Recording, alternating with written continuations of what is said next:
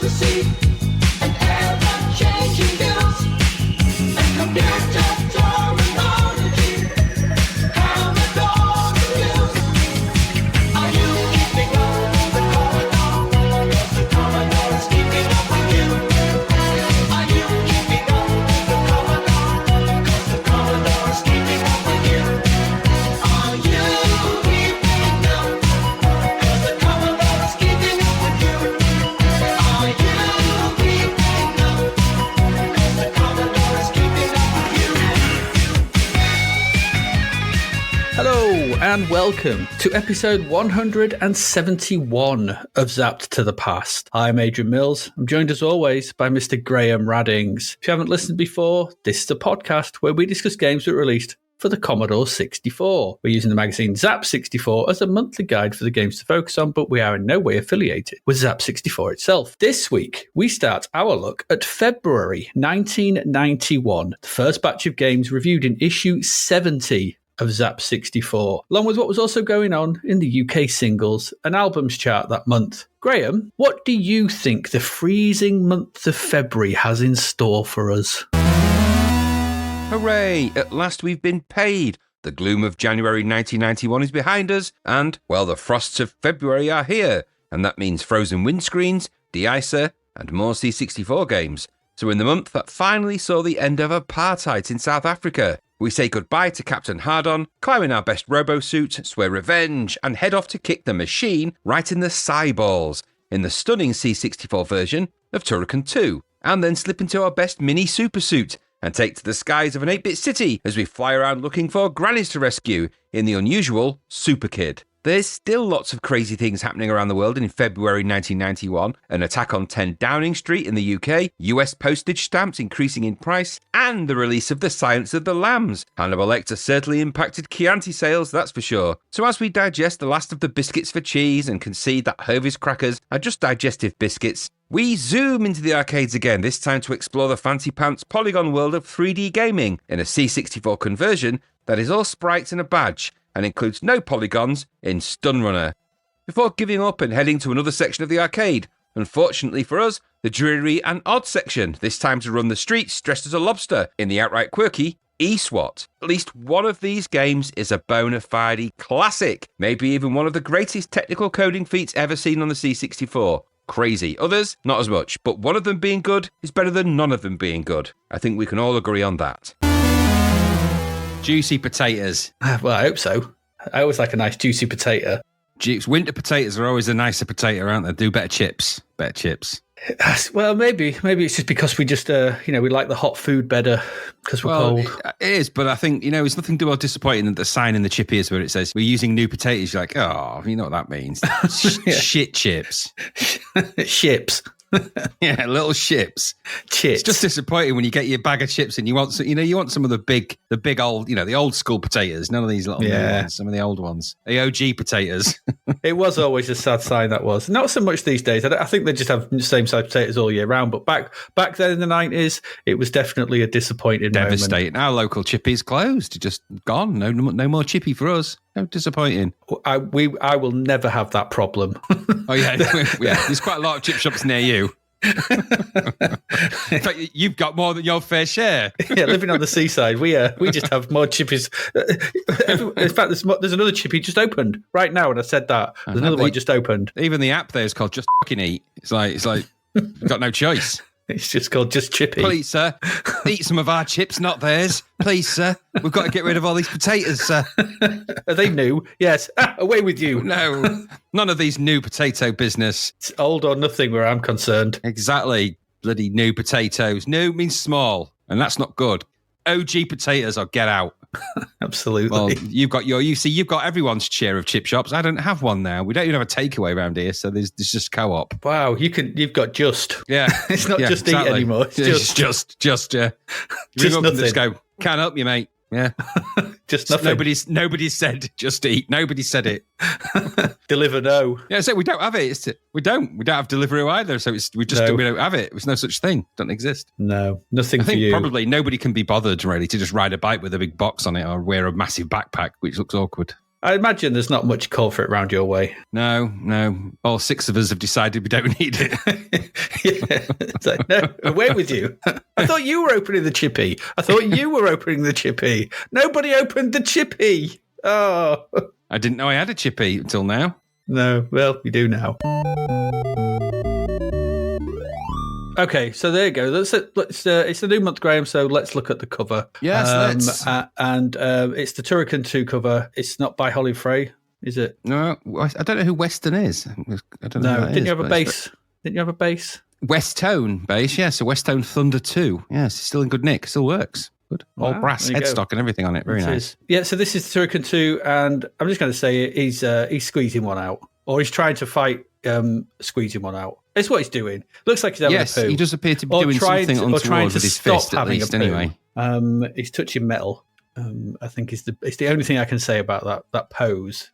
It just looks unpleasant. I don't know. Yeah, it does. I mean, I like the suit. The detail on it is really good for this kind of thing. It's actually good, and he's got a good comic book style facial expression, which I quite like. Yeah, I mean, yes, he is He's like, letting rip. He is letting rip. There's no doubt about that. But he's also in the giant maw of some creature, isn't he, or something? Looks like teeth behind him. Yeah, there is massive teeth behind him. I mean, this is for obviously the gold medal game this month. Turrican II, isn't it? It's a gold medal game.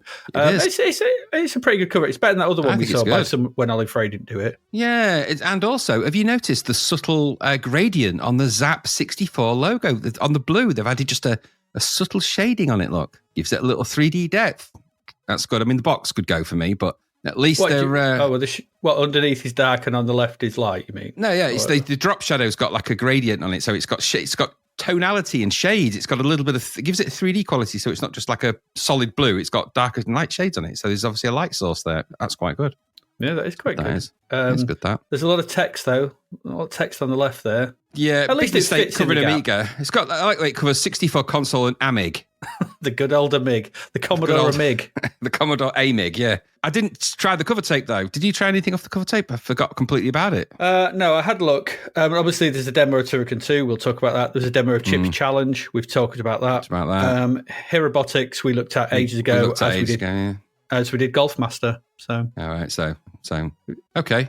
Top-down icon-driven golf game, if you remember it. Oh, yes. I remember that now. Yeah. If it ain't leaderboard, don't bother. But there is a bit of text on there, isn't there? It's scrambled in again, and it's a shame because it covers up the good details, I think. Yeah, it does. I mean, what's A10 Tank Killer? Well, that's an aeroplane, isn't it? Yeah, I guess so. Shadow of the Beast, a spectacular C64 conversion. We'll be the bloody judge, thank you. Yeah, we'll be the judge of that in a couple of episodes' time. You could also win, Graham. You could win 2 Lynxes. I hope that's the consoles and not just you get two wild cats turn up at your house. I don't know. You've won them, mate. You got to keep them, but they're very dangerous. Mom, what am I going to do with it? Mom, it's eating my face. It's really scratchy. 2 handheld TVs and 5 video fast loaders. Yeah, we did have a little mini discussion about them, didn't we, on the Discord channel about these? Yeah, it was a videotape to C64 fast trans. I mean, why? I mean, it's a good idea in principle, but it's also crazy. It's just another tape, another form of tape. Yeah, but I suppose the width of the tape allows more data to come in faster, so it'll be faster. I guess. Yeah, because remember the C64 didn't transmit audio; it transmitted data. That's why it was a data set. So I imagine that's probably the same sort of a deal. Yeah. So I don't know. I never tried one. I'd never even heard one until we actually talked about it, but interesting. Plus, not Graham, compatible with my system. Certainly wasn't. Plus, you could get all the latest kart news. Oh, so that's you've got your push, your pull, your 4-wheeled, your 3-wheeled. Yeah, flatbed, foldable. Absolutely. Yeah. I tried one of those in B&Q the other day. I was in B&Q, and they've got those trolleys, those flatbed ones that steer from the back. Yeah. Most awkward thing I've ever tried in my life. Yeah, I nearly took entire shelving bouts of B&Q down. Shin smashers they are. And also, did you succumb to the B&Q rule as well? No matter you go in there, no matter what you do, you come out spending about 80 quid. You're like, how does this happen? I came in for a spanner and I've come out with like plug sockets and 80 quid. Why is it? It's always 80 quid. Whenever I've been to B&Q, I've always come out about 80 quid lighter. So it's really weird. Really weird. Even when I've gone in for something small. It is. It's totally weird. So really strange. No. We spent about that, actually, because we bought a fire. You will have done. You can't not have done. Yeah, we bought a fire. We bought a fire. Then we went back again and bought another fire. You can make your own fire, you know. You don't need to buy it. Just make it with combustible That's where we've been wrong materials. all these years. Exactly. Damn it. Exactly. Damn you. Granted, it's dangerous, but no more dangerous than if, fill up a room with water, for example, if you want like a more tropical experience. Or winning a Lynx. Yeah.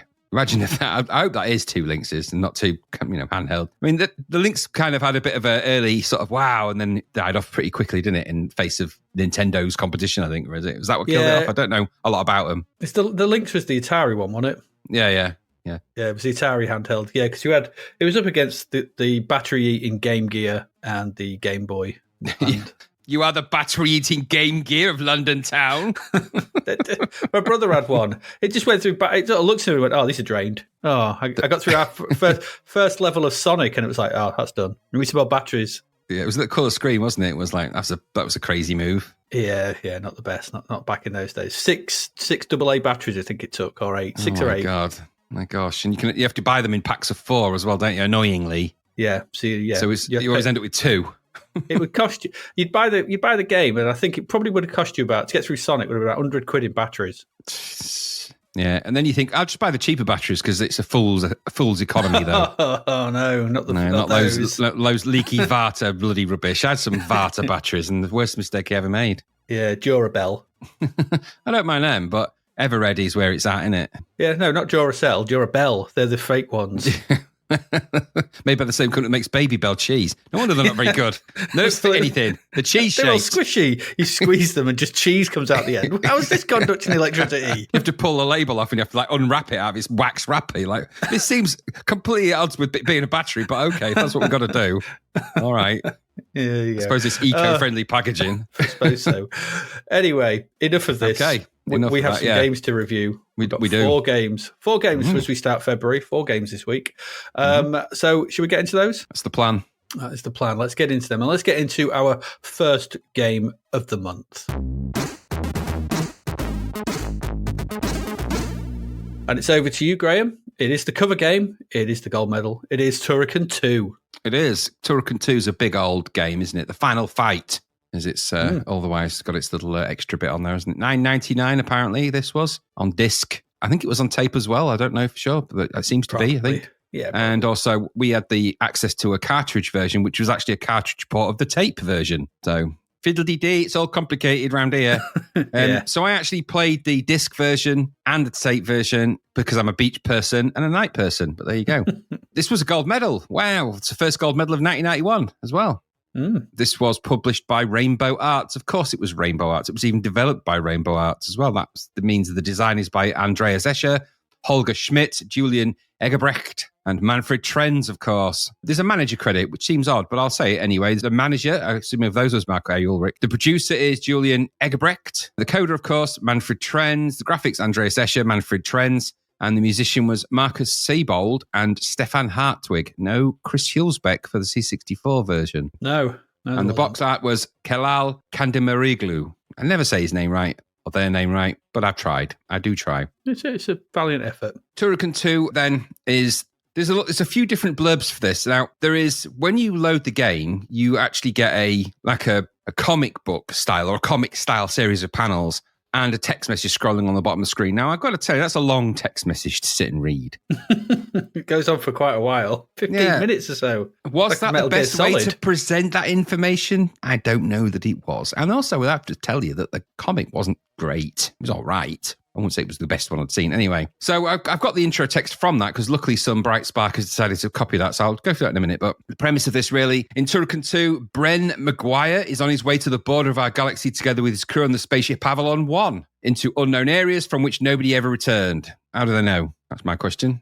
During the briefing, the Avalon meets a huge unknown battle cruiser. It directly attacks the Avalon with an unknown light weapon and switches off all defense and weapon systems. This reminds me so much of the Enterprise's first account with the Borg. It's uncanny, really. Seconds later, alien mutants enter the Avalon and kill almost the whole crew. Only Bren Maguire, why Bren, survives by chance. When the attacker has left the ship, he goes to the Turrican combat suits, puts one on, and swears revenge. Just as a side note, don't you think it would have been better to put that on while they were on the ship and they were attacking? If it's so good, Could have probably It protected would the have ship. helped. Maybe he couldn't get to it. Who knows? No power and all the lights were off. He needed Spider-Man to go and find all the light switches for him. Ah, that's true. So Turrican II, the final fight. Second game, obviously, in the Turrican series. The game was developed by Factor 5 in 1991 for the Amiga first. The Amiga is the original version for this. This version, however, was finished before the C64 version. So the Amiga one is kind of the daddy of them all. But Manfred Trenz cites the C64 version as the original design. And I think it's safe to say it is, because this is kind of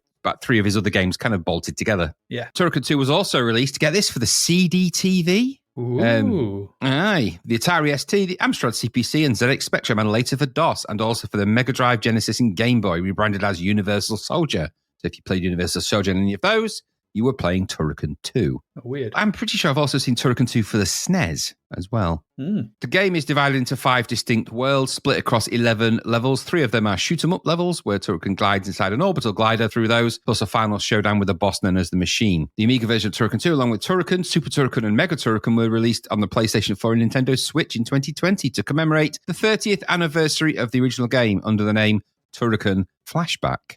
Okay. So the intro text then, it says the time date is 3025. For decades, peace, freedom, and the rule of law in galaxy have been enforced by the United Planets Freedom Forces. That's the UPFF. UPF.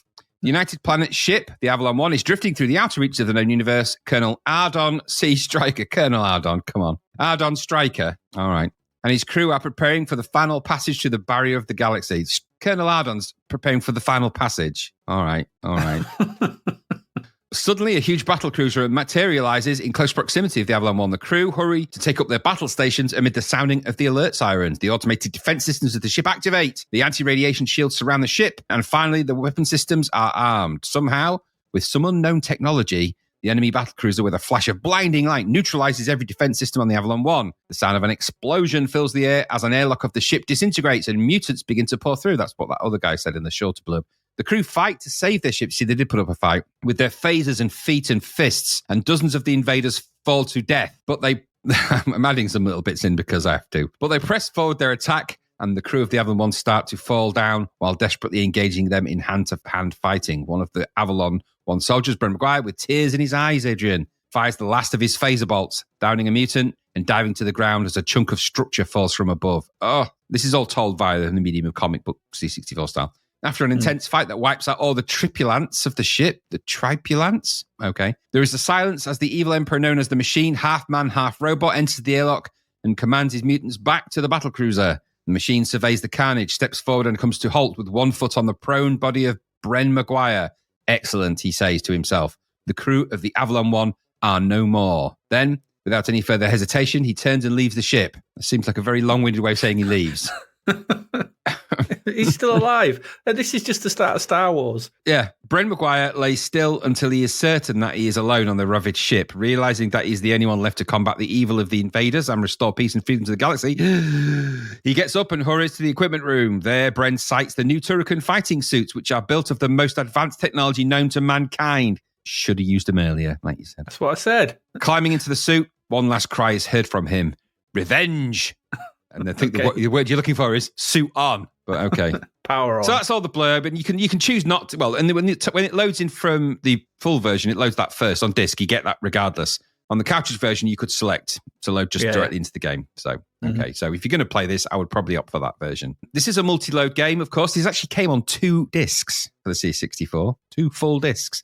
There's a lot of stuff in it, of course. So we'll get to the game then. Nice opening title screen. It's very similar to the one on the Amiga. A large, bold Turrican in a quite nice styled writing, and then the 2 comes bouncing in. Good music, I suppose, punchy enough. It's not bad. It ain't no Hulsbeck score, though, because, of course, and I won't go into it now, we've mentioned it many times, but the Turrican II music on the Amiga is pretty much famous. It's considered Chris Hulsbeck's greatest piece of music, and I would probably agree with that. And it is stunning and sets the sort of a whole standard for Amiga music. But that's the Amiga one. The C64 one, it isn't bad. You know, it is a good C64 tune. It's of its type. It's perfectly fine. The game has rolling credits underneath that as well. So, and they come on like a wibbly effect, which is quite nice. It all looks very kind of demo-esque, that little bit, actually. Very good. Very nice it is. Anyway, you'll want to start the game. And so you'll press fire and the loading of the first thing will begin. When the game loads, it has a semblance of Turrican. However, the graphics, and everything in the game has been re-engineered and everything has been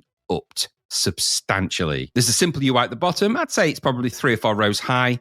The rest is all of your game window. At the bottom of the screen is your UI, which displays your number of lives, number of energy beams, number of continues, the score, time, the energy, and the number of diamonds that you have got so far. And I'll come to what all that means when we get to that. That's what it does. You control Mr. Turrican, the Turrican man. What do we call him? Bren, we'll call him Turrican man. You can control him with the joystick. There's a sort of different ways you control this. You've got a bit of joystick and key action going on this. If you joystick up and the player jumps, if he's in gyroscope mode, he will transform back to normal again. And I'll talk about how you do that in a minute. If you do go down, he ducks and runs away. And of course, you can then jump at angles with the joystick. Joystick down and press space.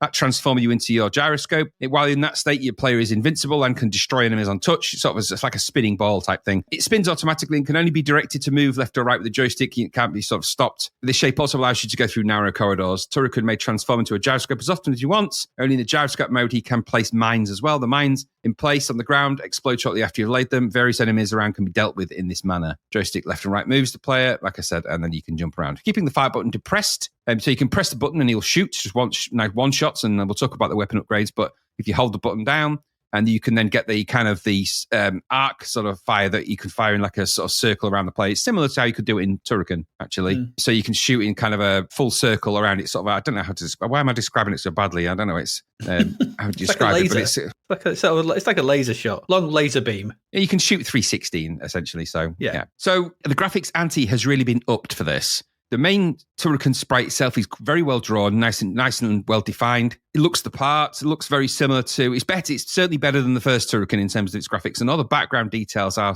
really quite spectacular in the shading and the look and feel. This game looks nice. All the backgrounds where you've got them are quite busy. There's quite a lot of enemies, all the enemy sprites and everything else. I'll come to that. But essentially, the remainder of the window outside of the UI is the entire game screen. And this scrolls in every direction really smoothly. It's quite incredible how they've done some of the stuff in this. Yeah. The look and feel of the graphics is very strong. As you progress through the game, now the idea of the game is that you've got to try and make your way out of each level. And while you're traversing the various platforms and jumping around and jumping over things and jumping up on pillars and trying to find your way around, you'll see enemies and you can shoot them. There's also little things, coloured items that you can collect. And those things will upgrade your weapons. So you can have in this, you can have multiple shot, lasers, bouncing bombs, if you like, or bouncing bullets. There's also power beams, power lines that you can shoot beams out at full height across the screen. And then you also get super weapons as well. But either way, you can sort of pick and choose these by the color indicators that come out of sometimes the aliens drop them, or sometimes you'll find them. And also you'll find dotted around diamonds as well. So you can upgrade your weapons. Now, you can't change your weapons, so you can't sort of save them up and upgrade to a specific thing. Each one has a specific purpose, and if you choose that one, then your weapon will become that. Simple as that. Mm-hmm.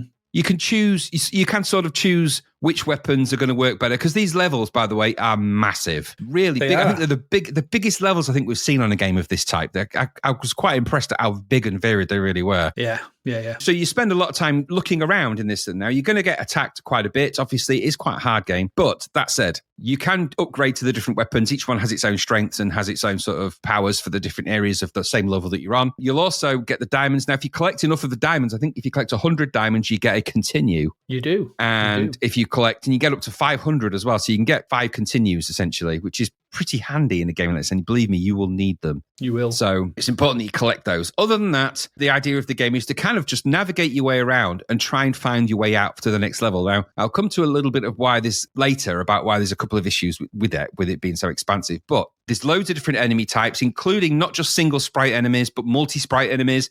Sprites, the way you've got a stack of sprites, then you've got to shoot the head of one, and you've got like snake sprites and stuff like that. There is a whole bunch of stuff for you to go at. So loads of multiple enemy types coming at you from all different angles, flying all over the place. This is a massively expansive. I mean, I don't know how many screens high this level is, but it must be huge, because it felt like it went on forever. It's really big, but all the details and the graphics are really, really high standard, always. Now, it isn't always the same thing over and over again either, because as you go into some parts of it, you'll drop down waterfalls, and you'll go into those. Then there's sort of underground bits when the screen's blue when you're above ground, when you below it goes black, and then there's the details of the ground and stuff like that. They're expansive levels.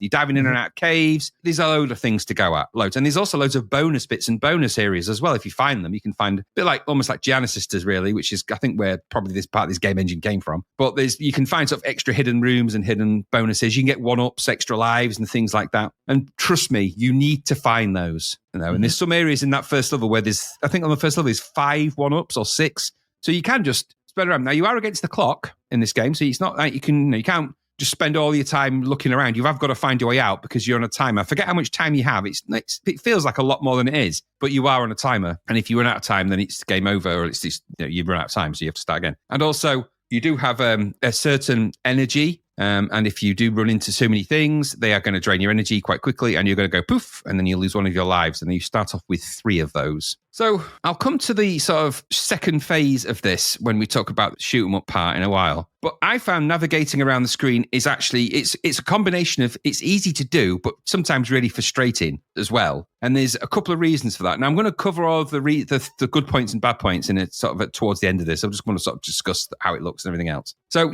there are the first sort of, it's level 1, part 1, level 1, part 2, level 2, part 1, level 2, part 2. And at the end of level 2, you actually run and climb into your spaceship. And then the game transforms into a shoot 'em up for 3 levels. Now, I can tell you something.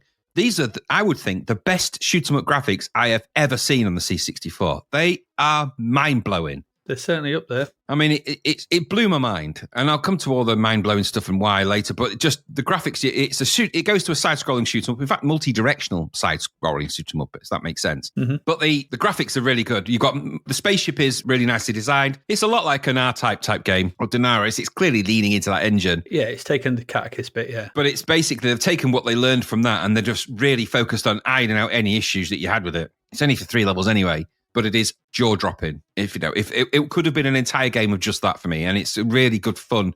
And sometimes the speed of that thing is incredible. It's doing things I've never seen the C64 do. Now, bear in mind that my entry point to this is the Amiga version. I love the Amiga version of this. It's a game I played many times to completion. It's a genuinely brilliant game. So I have a real love for this on the Amiga. And I'd never really played the C64 one before. And I'm telling you, I'm seeing things that I just didn't think the C64 could do. It blew my mind. I was like, holy moly, that was amazing. At the end of each level, you'll get like a boss or a mini boss or a boss. These are not small bosses. No. These are giant, massive bosses, giant robots, giant spaceships, multi-point attack. They're just massive. And at one point, you're chasing one of them in the shoot level, and the screen is scrolling at a rate I didn't think the C64 could do coherently with a giant monster on it. It's incredible. It's just incredible. Yeah. And you'll keep going through the game. Once you get through the sections, you get through the bosses, you're going to come out, and then you go back into the Turrican-style robot suit for the final 4.1, 4.2, and 5.1 and 5.2, which are the final levels. And again, I'm telling you, even at this point, you think that the game can't have much more to give. And the graphics are even upped on that bit. So when you're in the final 4 levels of the game, the graphics quality is astonishing on the backgrounds and the parallax and the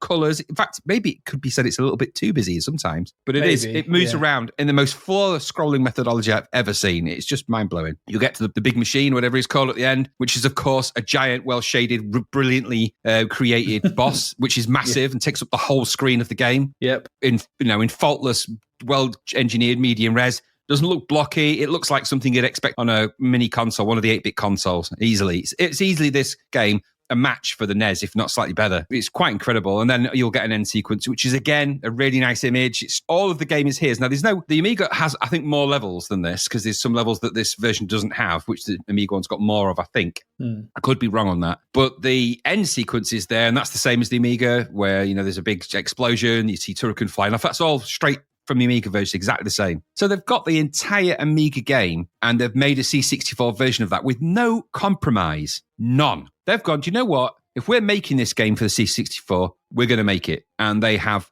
thrown everything at this. Now, this is one guy coding this. One guy. It's incredible. It's incredible. Mm-hmm. So it's fair to say it's rare that a C64 game stops me in my tracks. And this one really did. Like I said before, I'm a huge fan of the Turrican II on the Amiga. I mean, who isn't, right? It's just one of those games, everyone loves it. And I'd heard rumbles about how brilliant this game was on the C64. I have to confess, Adrian, I was underprepared for how good this actually is in terms of it.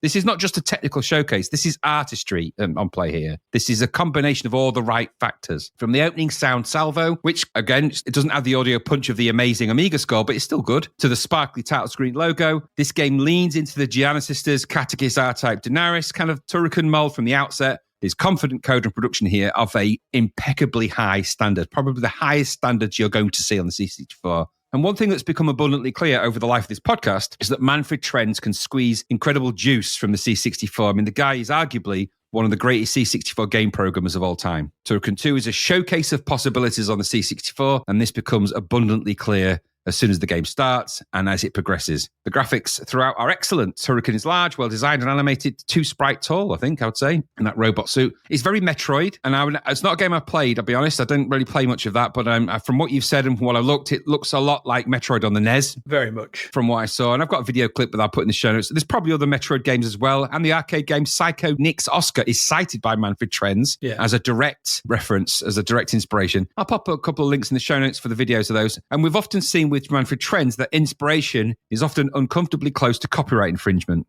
We've got Giant Sisters and Mario, Catechus and R-Type, and this really is perhaps, this is leaning into Metroid, really. You turn into a ball. It's a bit morph ball. Yeah, exactly. So I mean, okay, they say, don't they, that I'd say there's a pattern of aggressive homage, but okay, imitation is the sincerest form of flattery, isn't it, to quote Oscar Wilde? Mm-hmm. Although actually the full quote is, imitation is the sincerest form of flattery that mediocrity can pay to greatness. People always leave out that last bit, don't they? I would never call this, I would never say this is anything like mediocre. So in Turrican 2, like I said, you've got to roll, jump and make your way around all those expansive levels, collecting weapons and upgrades and shields and diamonds.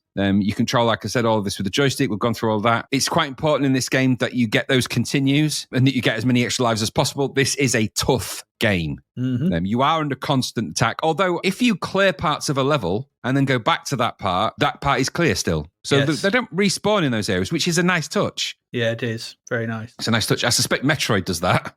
No, Metroid has a different... No, Metroid doesn't, because Metroid, you kill the enemies and they drop that's how you get that's how you refill your weapons and your armor and your health. All right, so they need those. Their respawning is part of the process of the game. Like I said before, the aim of this game is to get to the end of each level, fight a boss, and progress to the next level. So it's standard shoot 'em up stuff, really. That in that part with a bit of extra exploration added on. The graphics on the levels are incredibly well drawn and executed. They're very bright, they're very well shaded and colourful, and present some of the most impressive graphics I have ever seen on the C64 in a game. Especially the volume of them and how many there are. Yeah. The faultless multi-directional scrolling means you are encouraged to explore the nooks, crannies, caves and cubby holes, as well as walk through and drop into waterfalls, run and jump across bridges and avoid the pitfalls as you run, blast and jump across the precarious landscapes and platforms, looking for items to help you and ultimately to get to the next level, of course. Like I said, you pass challenged by a series of enemies that swarm, attack, march and otherwise get in the way. Graphics for all of those are also excellent, with really nicely designed sprites and enemies throughout the entire game, and there are lots of them and they seem to get everywhere. You can of course blast them with your weapons, spray your gun around in a circle, roll up and zoom in a ball. I encountered no slowdown, no flickering, no bugs of any kind. I might have been lucky with that. But I also watched several long plays. None of them displayed any bugs that I noticed, but you never know. I suspect this is using some of the scrolling trickery used by games like Creatures, and so maybe there are issues on some C64s. It might be using that fancy scrolling technique we talked about before. I don't know. Maybe. I never found anyone that stated any, but there might be some detractors out there that say, well, there are bugs. And there might be. I didn't come across any. I'm not saying there aren't any. In these platform exploration type levels, there is no in-game music, which is unlike the Amiga, but there are adequate sound effects. So the sound effects are okay. I think it's a little bit annoying that, because later on they sort of resolve it. They have sound in the shoot 'em up bits, don't they, in the scrolling bits, but not in the wandering. Weird. Assume music those bits, yeah. I'm guessing it's a compromise, which is a bit odd with the non-platform levels, which I'll talk about later, of course, which do have it. But there's a lot going on those levels. Lots. There's lots of enemies. There's lots of things moving around. There's lots of level to go around. I just imagine there's no CPU it's just full. time left. Oh, yeah, so I said it's just full. Yeah. And be under no illusion, the levels in this game massive, and they get bigger. It's not like the first one's quite small and they get bigger. The first one's massive, and they just get bigger and bigger and bigger.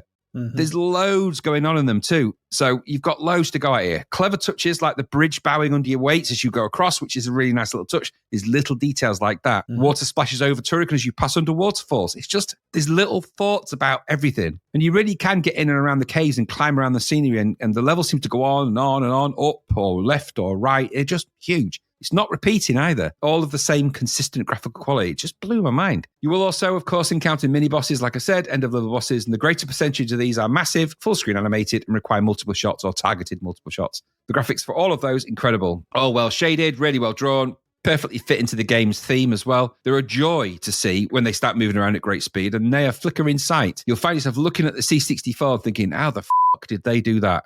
Because that's what I was doing when I was playing some of these bosses. I couldn't believe it. On later levels, even the backgrounds feature multi-parallax levels of full screen scrolling with foreground and background details. How has that been done? How? I don't know. It's even got masking, sprite masking as well, full level. I don't know. It's just incredible. And it still remains expansive and detailed and fast. There's no slowdown. There's no flicker. There's still loads of sprites going on. You can still shoot all your bullets and all of everything else. Everything's happening. And it's like, it doesn't matter. When you're in the shoot up sequence and you go into the one particular area and the background starts to move really slowly and you've got the foreground details, I was like, whoa, hang on a minute. Yeah, it's good, that bit. Having been someone that's programmed C64 stuff, I can't even begin to think how you managed to cram that. And remember, you've got game logic around it. There's a game loop around it. It's all good for demos. And we've said it loads of times. These demo coders, all these fancy demo techniques, but this is a game. And yet there they are. Whatever magic formula is used, it worked really well. Mm-hmm. So you've got loads of enemies on the screen, flawless multiplexing, bosses, multiple shots from replay. Everything's going off. It's all going off in this game. And then at about the midpoint, you find your spaceship and you go in, and then you get the shoot 'em up part. The multi-directional scrolling, it's just mind-blowing. Now, that part for me was where the game fell into more familiar trends territory. More Catechist, Daenerys, R-Type. And of course, and those aren't bad games to be basing anything off, really. But the code base and the quality of the sections is just extraordinary. I was just blown away by it. I really was. It really took my breath away. The movement, the speed on those shoot-'em levels, on the last part of level 3, when you're racing, I could not believe it. I still can't get over it. I would advise anybody to go and find this and play it there's a couple of versions out there where you can level skip. Just level skip to that level and play it because it's mind-blowing. Great soundtrack all the way through, good effects. And then, like I said, the boss is all really good. So all in all, it's a very mind-boggling package, isn't it? Really. Completing this is going to be a tough ask. It's a big old game. Beyond me.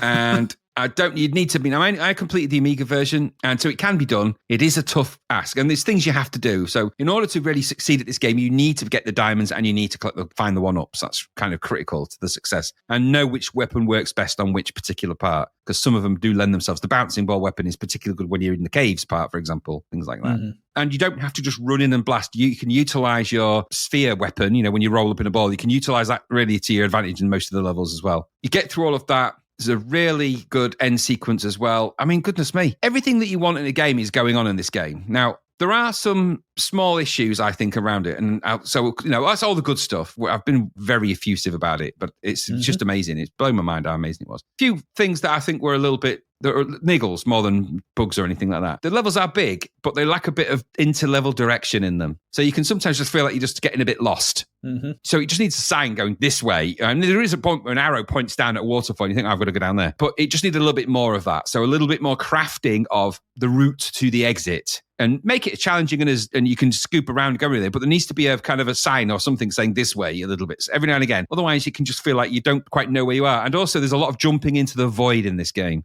So when you're on some of the high level platforms, there's a lot of jumping and near missing and falling down, having to go back around in a loop and do it all again. There's a little bit of that, and that's just a bit of daft game design. And those kind of silly choices like that let it down in some ways because all the other stuff is amazing. It's just you think, right, jumping up and all of this graphic power and all of this, all this stuff going on. Do you really need to just make that so I just fall off a platform and I've got to go and do it again and go and go do it again and go do better game design than that is my argument. You clearly can code fine, but just little design quirks like that. Or give me more lives to start with.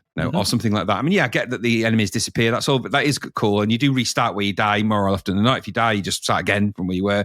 And you can continue if you've got one and just pick up where you left off. And that's all those things are good, don't get me wrong. But it's hard enough to get to the shoot 'em up sequence, let alone surviving through that. And that isn't a walk in the park either. That's really difficult to do. Then you've got to go through and you've got all the bosses to fight. To do this, to expect to be able to do this, it's going to take you a while. Now, I watched one of the YouTube playthroughs, and that was over an hour and a half long. So now that's it's not a short game. There's a lot to go at, but those are just the minor niggles, So a little bit the controls with the keyboard and things. All right, maybe it's a bit fiddly, but you do sort of get used to it. But it is a little bit fiddly to do, but it is responsive at the very least, and you can sort of get by. You more jumping around platforms. I don't know. This game could have done with a little bit of extra logic in it, other than just jump around platforms and find stuff, find your way out, and shoot them up and blast. It might have been better to have things you had to go and switch on or find, or a series of things to do just to navigate your route around a level. It's kind of just missing another layer of something to do, I think. So it's just perhaps leaning on being a shoot 'em up too much. And the exploration bit could have just done with being a bit more exploratory and a bit more adventure and just put a little bit more narrative around that,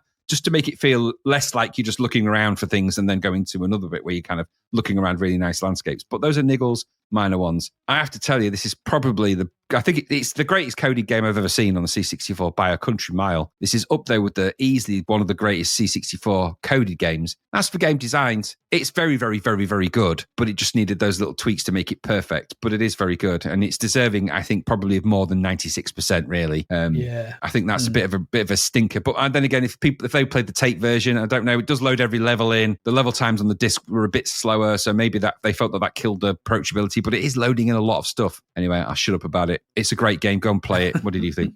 Yeah, I'm not going to add much more to that. I pretty much agree with everything you said. It's a technically incredible piece of software for the machine. It's hard though. I find it hard to play. That's probably just me. But I found, like, I think in that opening section when there's a bit where you go up and then you hook around up top, and then you go off to the left and you go through little bits, and there's some you can see a one-up drops, but to jump to it, there's a cave just above cave roof, just above it. I always hit, and then it knocks me down, and I'm always down at the bottom, and it's like, okay, that's. And I did it again. And those moments, it's like, I've just make these exploratory bits a bit more easier and a bit flatter. There's quite a lot of time I was jumping and going, where's the platform beneath me? Yeah, exactly. And that's a bit frustrating.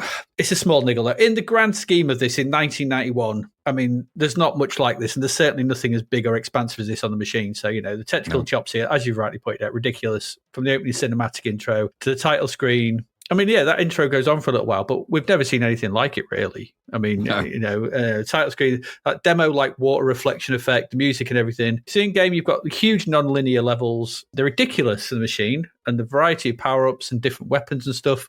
Does it? Yep. I was playing it, and I got quite far into it, and then I died, and then it had to load back a bit. So does it load as you're playing, or does it stop? And I'm not quite sure what was going on. I don't know.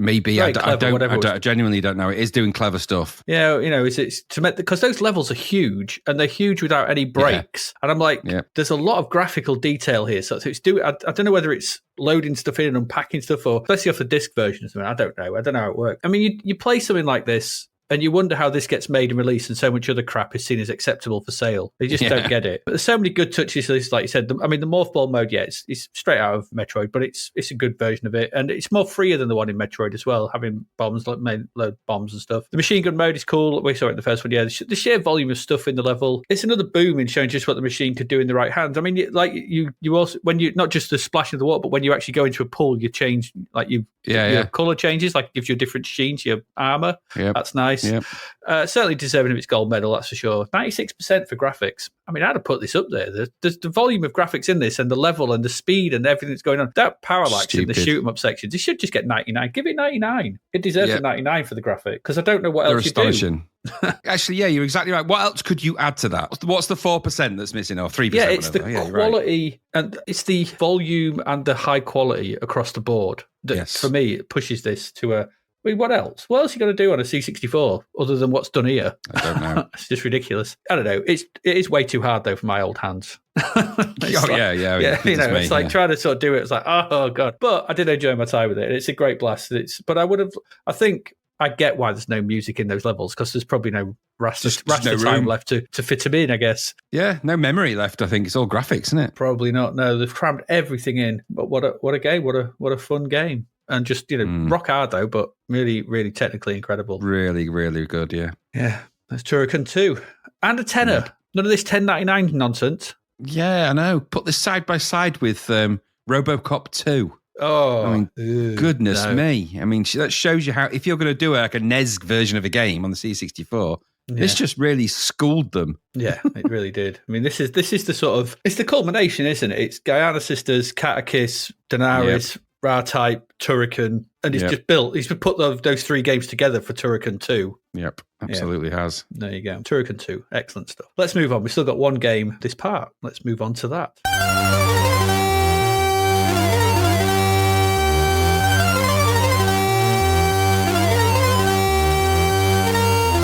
And, well, after the technical masterclass of Turrican 2, we have the rather simpler budget fare of Superkid. Superkid, this was £2.99. Originally, this came out on the Spectrum in 1989, and then in late 1990, I think it's reviewed a couple of months later, it got a port to the C64 and the Amstrad. I think the Amstrad might have come out early because obviously it's likeness to the Spectrum, but it's loaded in 1990, so I don't know. The publisher here is Atlantis Software. The conversion was handled by Pantheon Software. Ooh. With graphics and title screen by Chris Edwards and the music by Tonal Chaos, which sounds like someone we played a gig with back in 1992. It does, actually, yeah. I think we did. Yeah. I think they we were probably Derek did. Exactly. Even though this is a budget title, there is still a story to this. The mayor of New York is desperate for help. Warring street gangs have turned his city into a no-go area for ordinary citizens, young and old alike.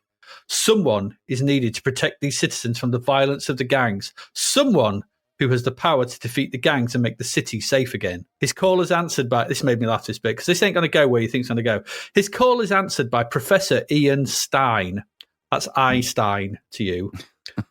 Right. An eminent scientist who has dedicated his life to finding the secret of human flight. Okay. Do you think he's going to get it? Do you think he's going to get it? Yesterday, the professor's young nephew, Tom Essex, God's sake, wandered into the laboratory and drank a complete bottle of the latest formula, mistaking it for a bottle of lemonade. The effect was instantaneous. Not only could Tom fly freely, but he also had amazing strength. Now he has a mission in life. A superhero can clean up the city. Superkid. How annoyed would you be if you were the professor? Oh, livid. You're setting it up there. The professor, I do kind of like you pull it the rug out, but you spend your whole life trying to find the secret to flight, and just you do it. Your nephew walks in and necks it, becomes a superhero, and you're left with an empty bottle. You'd be dead, Murray. Feel dead sorry for old Einstein. Yeah, I get a choke on it. Yes, he is literally the unsung hero of this heroic tale. Poor old Einstein. Anyway, it's a nice. There's quite a few of these games from Atlantis, and they've got this kind of look to it. There's a nice loading screen for this, showing Superkid smacking a large-headed humanoid in the face, which I quite liked. And when I looked at Atlantis, they've released quite a lot of them. They've all got these kind of title screens. There's a few coming from them. I think we're going to be looking at. The title screen itself, a bit busy, has a load of options: 1 or 2 player, sound effects or music, and the high scores. Along with it's got credits at the bottom and a logo at the top. It's all right. This is what it is. You know, budget title screen is nice. The music is playing though, and it's a 40-second loop. Very shortly, drive you mad. Oh, it is a bit annoying with its bouncy repetition. It's like very lively. Did me anyway. You might want to play this with the sound effects, which I did after the first go. There's not much to this. Pressing fire starts the game. We get a message that we're on to the first city in daylight. Okay. Pressing fire again reveals the game. The game is split. UI taking up the bottom quarter, and it's got the game at the top. The UI shows the scores for players 1 and 2, the number of lives under your score, which are represented by a shield with the word K on them. So when you have 3 lives, it just says KKK. I'm guessing it's supposed to stand for kid. Yeah. But why not S for Superkid? Yeah. Just, I was like, why does it say KKK in the bottom? Somebody didn't think that through, did they? I was like, oh, that's not good. Anyway, it's just you're Superkid. Anyway, you called Tom Essex. You even had T in there. You know, anything but that. It's the one letter you don't want. You don't want 3 Ks. You don't. No, you don't. No, you really don't. Anyway, in the center of the UI, you've got 2 icons. There's a red one for young girls who need our help, and there's a green one for old ladies who need our help. And both of them have got a number underneath them denoting how many we need to help to complete the level. In the middle of these 2 icons is an indicator that moves from left to right and back again. So it starts off on the left and it'll go to the right, but you can move it back to the left. Is this your crimometer? Oh. Should it get all the way to the right, then Superkid will lose one of his 3 Ks. So he's like one of his 3 lives. Thing. Probably. And if you lose all 3, then it's game over for you. That's it. So the game at the top is a chunky medium res affair. It's not. I thought it was actually quite pleasing on the eye. It's not terrible. It looks all right. I think it's got quite a nice budget look, but it looks all right. Superkid stands in the bottom left. He's a decent little sprite. He does have grey hair though. Maybe the super serum aged him. I don't know. He's an old kid. Yeah, he's a Grangill. Star Grangill. So the scene is a sort of standard. We've seen this sort of thing. C64 town, brick buildings, so easy on the tiling, crates everywhere, some platforms and stuff. Controls are simple enough, left and right to walk. But if you push up, it makes you fly, and flying's easy enough. So you can fly in all 8 directions. You either face left or right, depending on which way you're flying. It's quite simple. If you press fire and down near a platform, then you'll sort of land and you can go back to walking along it again. There's nothing to it. You don't shoot. There's no laser beams from the eyes or anything. You just fly around. Just fly. Armed chunky goons will wander on from the left or right and they try to shoot at you. The bullets won't hurt you per se, but every hit you take, it moves the cryometer to the right. It's like a little sort of ticking along to the right. So best avoid them because you don't obviously lose a life if it goes all the way to the right. To kill the enemies, you just simply fly or walk into them. They explode with a big pow. Kind of cool. Doing this moves the cryometer back to the left. So that's how you get it back down. Destroy enemies to keep the crime down. That's the message here. And that's all you got to do. The game, that's the sort of main gist of this. The game itself is flick screen. It's got 7 screens horizontally and 3 vertically, so 21 in all. You wrap around them on the horizontal, but can only go up 3 screens. So once you're into the clouds at that point, the top of you're above the buildings. So as you fly around, as you go up, and there's the roofs. So there's the young girls and the old ladies that you've got to protect. You've got to sort of rescue, and that's what you've got to do. So as you fly around the rooms, you'll spot the young girls, and they're basically stranded on the rooftops. They're easy to spot; you can't miss them, and you've got to go and bring them safely. So as you fly around them, you spot them. All you need to do is fly into them, and then you sort of hold them like out in front of you. And you just float gently to the ground. Once they land on the ground, they're saved, and you can go find another one. They appear randomly, and they don't all appear at once. So you have to keep flying around to find them. The old women, they need guiding back to the retirement home. I think they're coming out the library, and they've got to walk back to the retirement home. They walk along the floor, and you must protect them from the armed gunmen that come running on from side to side. Remember, they're firing bullets. So you want to go kill them before they fire bullets, or you let them hit you, but then go kill them to try and keep your crime meter down. There's balance there. They need to travel across a couple of screens as well. Remember, this is flick screen to get home. So what happens is they'll come out in this first level. They'll walk to the left, and when they walk off one side to the left, you need to fly to the next screen to the left, and they'll come on from the right. Walk across the screen. It's that kind of thing. Be careful though, because contact with them makes them explode with a big pow. So you can't touch them. You can't touch the old ladies. Boom! They just explode. Okay, and then you have to wait for another one to come out of the library.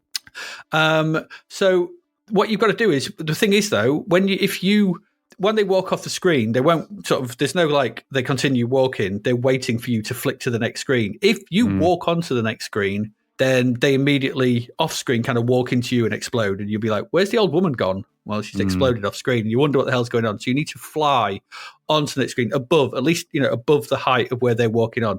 Then when you go onto the next screen, you'll see them come walking on. You go, all right, I understand what's going on now. So that's what happens. Anyway, you've got to get 2 or 3 of them back home. You've got to get 4 of the young girls down to the ground. And once you've done that, you get a small bonus screen. So dotted around the level as well, sometimes you'll just see these numbers, you fly into them for bonus score, and then you get this small bonus screen. You get this timer counting down, and these numbers just appear around the screen, and you just fly around and collect them for bonus score till the timer runs out, and then you move on to the next level. And there's only 3 different levels. They just change in day, so you get daylight, then you get twilight, but you loop through the same levels. It's the same thing, just with more young girls and old ladies to rescue. Just it goes more. That's it. You do the same thing over and over again. The enemies do become faster though, so they come running on a bit faster on the side. They also gain jetpacks, so they can fly around and bother you in a bit more away. And then on the 3rd level, you get floating eyes moving about, which is really weird. And then after that, the town progresses to nighttime, but your ultimate task just remains the same: rescue the young and old women. That's kind of it. I mean, technically, the game moves at a decent pace. You fly around fast enough. It all works as intended. The visuals have a chunky charm to them. There's no bugs that I found. The controls are snappy and flying about. It's fine.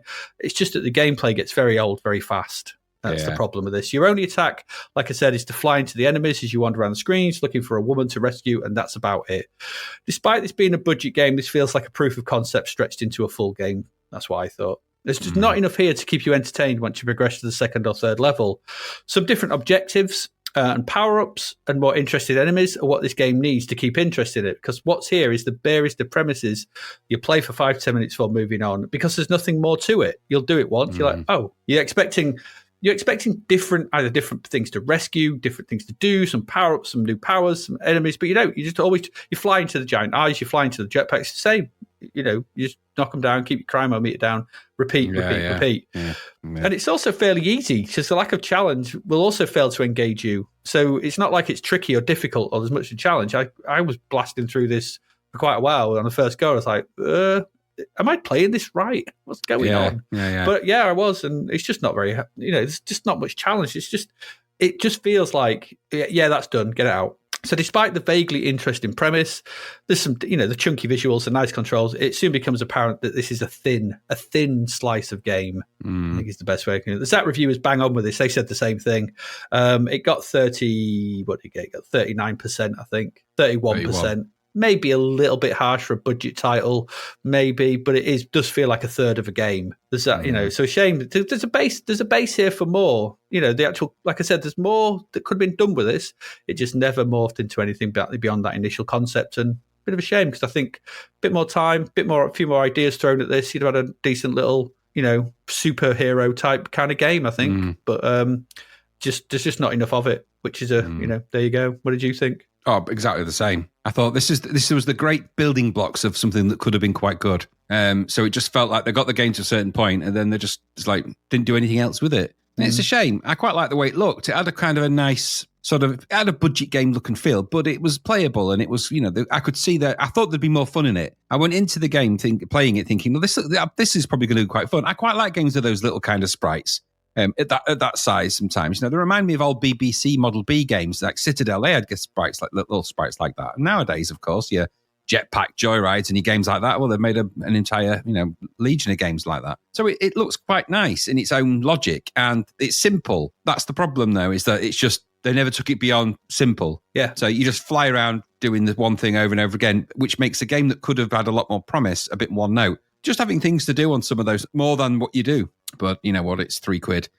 I think it was treated a little bit unfairly with its score, but I get it because there is only one thing to do, and that's all you do. There's only 10 minutes of entertainment here. Yeah, exactly that. So it's got all the ingredients there. It just hasn't been made into anything. It's just it's a bit bare bones. It's not quite baked. I don't know how you phrase it, but my only disappointment with this... It's the plainest of sponge. It's a sponge. It is. Without any flavour. It's just that my only disappointment with this is that there wasn't more to it. Yeah. Because had there been, I think I'd added an adventure into this where you had to go in and do stuff and find things. And no, I don't really like the walk and seek, but this is a fly and seek. It would have been a bit different. Yeah. And, or if you have to, there was some kind of super villainy or something, so just more than what there is. But again, without any of that, it's almost like a Dan Dare 2 style type idea, but without any story to it. So, yeah. No, I enjoyed flying about for the 5-10 minutes I did, but I soon got bored, and that music in the opening thing was enough to put me off it anyway. So it's good for 10 minutes, but other than that, I wouldn't waste my time with it. No, it's far too slight. There you go. So from the expansiveness of Turrican II to maybe it's what we needed after Turrican II though to balance things out. Turrican II stole all the game. And Superkid just came in and went, there's only a little bit left for me. And that was that. Well, I'm left wondering after Turrican 2, what is going to come along that beats that in terms of, we've got a full year's worth of games. Let's see what's out there. But, there's already a contender there for some awards in the bread bins already. Yeah. Right absolutely. there. So it certainly is. The games are going to have to try hard to up the graphics and things like that. I hope they do. Superkid doesn't, but I hope something does. Mm-hmm. And there we go. That's it. That's it for part one. We're going to go away. We're going to take a quick break. We're going to come back. What was going on in the music world of February 1991? Was there anything there to keep us warm? We'll be back in a moment to find out.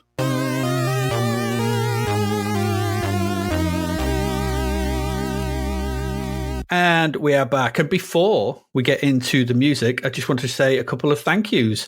Etienne Vettingfeld, one of our longtime patrons, has also slipped us a little bit of money on Ko-fi. What a nice guy. Absolute saint. Absolutely. Guy's a star. Remains a star. Always will be a star. Yep. Absolutely. And on top of that, Nathan, well, thank you very much for the huge payment you made to us on Ko-fi as well. Absolutely amazing. What a massive star you are too. A sumptuous brown dollop of nostalgia, he says, interspersed with moments of laugh out loud hilarity. Yes, I agree with him. I do as well.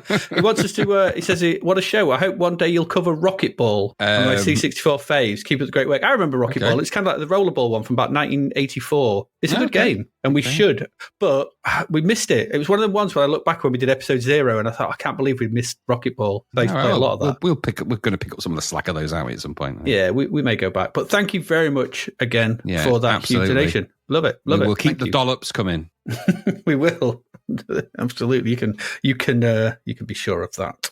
Right, let's get on to some music. Number 1 singles for the month of February. First week, we were still boogieing on down to the KLF with 3 a.m. Eternal. It's 3 a.m. It's 3 a.m.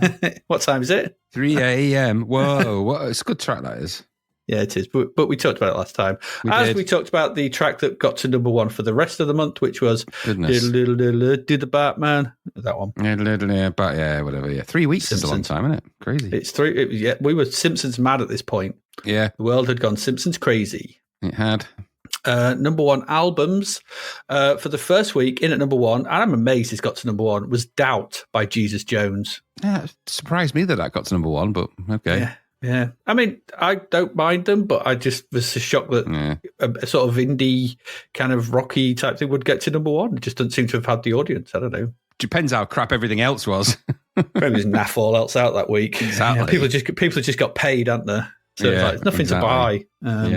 Replacing that for the next 2 weeks was Queen's Innuendo. Yes, indeed. Their 14th studio album. Goodness. 14th? 14th, yeah. Bloody hell. Yep. And of course, Freddie Mercury's last recorded album as well. Yeah, it was, wasn't it? Yeah. I don't think I've ever listened to the album. I'm not a big Queen album fan. So, so does anyone listen to any of the Queen albums, or do they just get the greatest hits and listen to that? Probably. I mean, I'm sure there are loads and loads. Obviously, people bought it and got it to number 1 for 2 weeks. I'm sure lots of people listen to it, just not me. Yeah. So what's your note here? Stylistic Innuendo has been regarded as a return to Queen's mid-70s bombastic period of exaggerated music and lavish production. Yep. I'll take the word for it. Yeah. For the final week, there was Circle of One. There was. By Oleta Adams. Yeah, 3rd album from Oleta. Yeah, we know 1 song, and that's it. Probably that's all we'll ever know. Yeah. Let's get into the singles then. 3rd of February. Oh, God. In at number 17 is Games by New Kids on the Block. This is the birth of New Kids on the Block Mark II.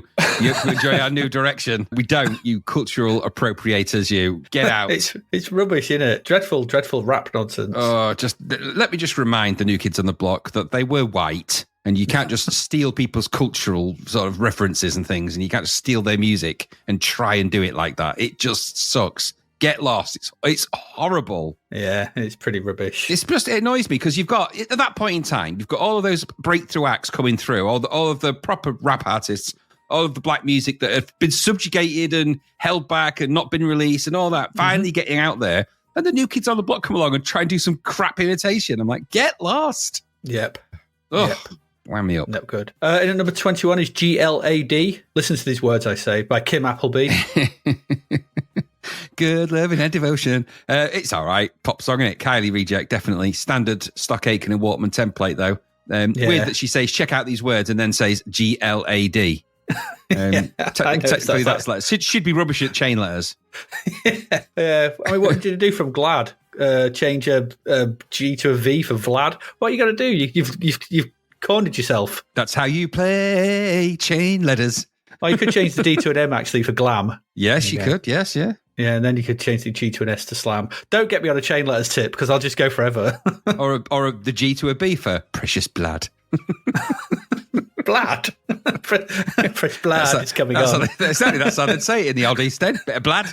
Get a bit of blood on that. Yeah, anyway, typical of Stock Aitken and Walkman, really. I mean, I've always got a bit of a soft spot for Kim Appleby because she had troubles, didn't she, really? Yeah, bless him.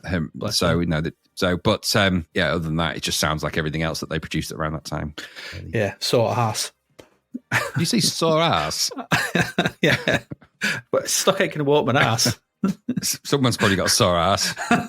In at number 39 is All Right Now, 1991 by Free. Yeah, reissued because it was used on a Wrigley's chewing gum advert. I know. Of all the things to be advertising. And you know, and it's interesting actually. The one thing, right, out of all the products in the world, you know, chewing gum is the one they can never advertise properly. It's impossible to advertise it well because it's a horrible thing anyway. But if you think of all the adverts about chewing gum there's ever been that you can think of, they're just, apart from maybe Juicy Fruit way back in the late 70s, they just don't know how to advertise it. They've tried every trick in the book. This was the one where he tears the strip of chewing gum in two, doesn't he, and shares it with the good-looking girl on the bus and all of that. To the tune of All Right Now. But All Right Now is one of the greatest rock songs of all time. I mean, it's a classic, right? For a number of reasons. Because it's, everyone remembers the famous kind of footage of them staggering about on that stage, looking kind of haggard and bedraggled at Woodstock, whatever it was. But Paul Rodgers, the vocalist, I mean, my God, the guy who's got some pipes. He can really sing and still is really good. Well, up to the point I last saw him on a YouTube video. And I'm assuming he's still around. But yeah, this was all because of a chewing gum advert. In fact, they released an album because of that chewing gum advert. Yeah, they got best of, yeah. It's good. And I found different versions. I'll put them on the show notes. There's a really good version of that was at the Guitar Legends concert with Brian May, Joe Satriani, Steve Vai, Nuno Betancourt, Joe Walsh, and Paul Rodgers singing. And it's got Cozy Powell, I think, doing the drums. And it's got, I can't remember the name of the bassist, but they're all really famous musicians all on stage doing a version of All Right Now with actual Paul Rodgers singing. He sounds like he's just stepped out of time from the previous version he did at the other stages. His voice hasn't changed. He might have changed shape, but his voice hasn't. So it's really good. Yeah, I was going to say it's all right. Now. Yeah, it's all right. It's all right then. It's all right now. All right. No, yeah, it's good. In at number 41 is Beautiful Love by Julian Cope. Dolphins. Sepia dolphins. Oh, no one wants. Those two words should not be. What, sepia dolphins? No. That sounds, I don't know why, it just sounds horrible. Yeah, probably. I just thought this, Julian Cope was always one of the, I don't know, I never particularly liked it, but it probably meant a lot to people who sat in their bedrooms too much on their own. Maybe. I mean, it's sepia dolphins sounds like a Reiki healer that you would go and see. Sepia dolphins. I'm sepia dolphins. Take a seat. I'll rub my hands above your head and you'll feel marvellous in 20 minutes. 20 quid, please, for that. So yeah, exactly right though. Now, Julian Cope, what is it all about today? Yeah. Would brown dolphins be better? I don't know. I just don't put dolphins in your videos. Is that a different kind of healer? Brown dolphins. A brown dolphin sounds like something you'd leave in a toilet. Oh, don't go in there, mate. It's not a brown dolphin. Well, I thought it was a brown trout. You haven't seen the size of it. If you sit on that, it's going to poke up your backside like a bottlenose dolphin. That's why they call it a brown dolphin. It's a toilet edger. Don't go on it. Don't do anything. You can't put the lid down or anything. Flipper, what have you done?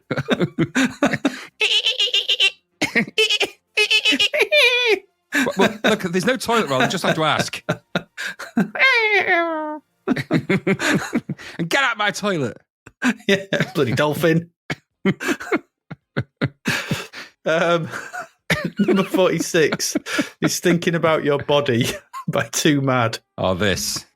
I got too mad. Listen to this. I got too mad. Bobby Fidget Voice McFerrin. Yeah, because he's that one, isn't it? It's what he's doing. It's Norbert Collier, isn't it? That's what he's doing. It's like, because you remember they used that song that whatever that song is called. I don't know what you even call it. It has a name. It's just called. Anyway, they used it on the Cadbury's chocolate advert. Don't you remember that? But it was going thinking about your chocolate and all that. Anyway, they put some variation of that to a soul drum beat. It doesn't go. There's a reason nobody asked Norman Collier to do a rap with the NWA. It's just shit. It's a piece of musical shit. Yeah, it's not good. It's a brown dolphin. It's a brown dolphin. In at number 70 is Counting Backwards by the Throwing Muses. Surely your territory, isn't it, this? Yeah, I mean, they're an influential band, Throwing Muses. I'm not that massively au fait with them, but I'm not sure. I think we might have mentioned them before. They're led by Tanya Donnelly and Kristen Hirsch. Both went off to do more, other things as well. Very important, that alternative US rock scene of the late sort of 80s, early 90s, like, bands like R.E.M., Husker Du, bands like that. Donnelly would go on to be on the Breeders and Belly, massive in that kind of scene. I haven't listened to much of them, but I've listened to loads of bands that they've influenced. I don't know that's the thing. I think they're a big influence band. But just to throw music, it's just a bit of I've never gone back and listened to them. I've listened to some Kirsten Hirsch stuff and Tanya Donnelly stuff, just not the Throwing Muses, which are they're in that kind of they're good, and I think they also had an influence some of the female fronted bands of the Britpop scene. Elastica in particular spring to mind. I don't know enough though to say for sure, but that's my impression. Husker-Du, Breeder and Belly sounds like a law firm. You don't want to go to them. I went to them and I lost. I wasn't even on trial. I don't like the idea of a husker. I don't know why. It's just I don't like husks and huskers. I don't like it. Husker-Du are a good band. I like Husker-Du. But yeah, there was quite a few of them around in that sort of 80s, late 80s college rock. Yeah, I'll take your word for it. I certainly wasn't listening to any of that, and I would never have confessed to it, even if I did. No, that's fair enough. 10th of February, in at number 16 is In Your Face by 808 State. Yeah, as soon as that started, I remembered it. I was like, oh, it's that one. Which often that's the case with these sort of not novelty, but dance acts of that time. Yeah. I don't know if you might liked it. You're either an 808 State fan or not, I guess. I thought it was fine. It's fine. Yeah, I mean, it's got a Roland 808 drum machine in it. That's always good. They have a sound, don't they? 808 States like, they have that noise. Yeah. Well, I don't know if you're getting 808 State mixed up with alternate, but don't they sound like that? 808 State have got a kind of they all kind of sound a bit like it. Well, I'll tell you why. It's because they're all using the same hardware. So they all sound a bit the same because they're using a Roland 808 drum machine because everyone was using them. If it wasn't a Linn drum, it was that because it was cheap. Right. And the Roland 303 that comes along, they were cheap. They were cheaper, much cheaper alternatives to the bigger, expensive synthesizers. So, of course, people are going to use them. So there you go. Number 29 is To Hear Knows When by My Bloody Valentine. Shoegazer? Did I get mood that right? music. It's mood music. Listen, it just goes on. I was like, where's the tune? Were they doing something? I don't know. I couldn't tell you. There was images of someone playing a guitar vaguely. I was like, what is this? It sounded like someone had been pushed in a pond. And then they were just then they just decided to sing as they were drifting to the bottom of the pond. I don't know. I couldn't make head or tail of this. I'm sure Gary loves it. Yes, yeah, that was my thought, actually. And it's a good name for a band, My Bloody Valentine. I'll give them that. Oh, yeah. Number 32 is Think About by DJ H featuring Steffi. No. It sounds very familiar, this. I've heard this. It just sounds like loads of this sort of stuff. DJ House with some rapping going on. It's like, whatever. The blurb made me laugh at this. I think it was off YouTube. It says, Steffi is an Italian project by Herbie, also known as Enrico Acerbi, with Marco Bongiovanni and Stefiana Bacelli, I guess. The band was quite popular in Europe, trying to copy the success of bands like Capella. Okay, it all sounds like that, doesn't it? There's a certain sound, and they all, especially that Italio pop, sort of Italio disco type sound. It was Gary loves it. I mean, he still does. Well, he's Italian. At night time, he turns Italian. Still does. Galliano. Yeah, he does. He does that. Well, that's what he wears. They're his shoes. Not Galliano. Galliano Wilsoni. Yeah, exactly. Yeah. Yeah, he does. Yeah. There's not a man in the world that I think could be less Italian than Gary. He'll be crazy angry about that. Absolutely. He does make me laugh. Number 36 is Auberge by Chris Rea. Is it an aubergine? Is it an aubergine? I'm finding more and more of Chris Rea's stuff sounds like a pitched up Leonard Cohen. Yeah, he's definitely got a sound, hasn't he? I thought of this was the first opening line to this one about I'm on the road again. It's like he's always on the road. Where's he going? That's how he starts all his songs. Don't start another one. Just for one song, Chris, can you just be somewhere? Not rather than on the way. Just arrive. No, I know it's better to travel safely than arrive, but just get there. Will you? For God's sake, stop singing about aubergines. Make it about something useful. Stupid crazy man, you crazy man. It is a cheap video. I think the video would have been better, though, if they'd have committed to a single take rather than having the cuts. Yeah, Chris Rea can't do single takes. Why not? I don't know. I thought there was a reason coming then. I was like, oh, go on. No, I don't. I genuinely don't know. I just know that he can. Fair enough. Okay. Yeah, it's written on his Tinder profile. Can't do single takes. Have to cut after 4 minutes.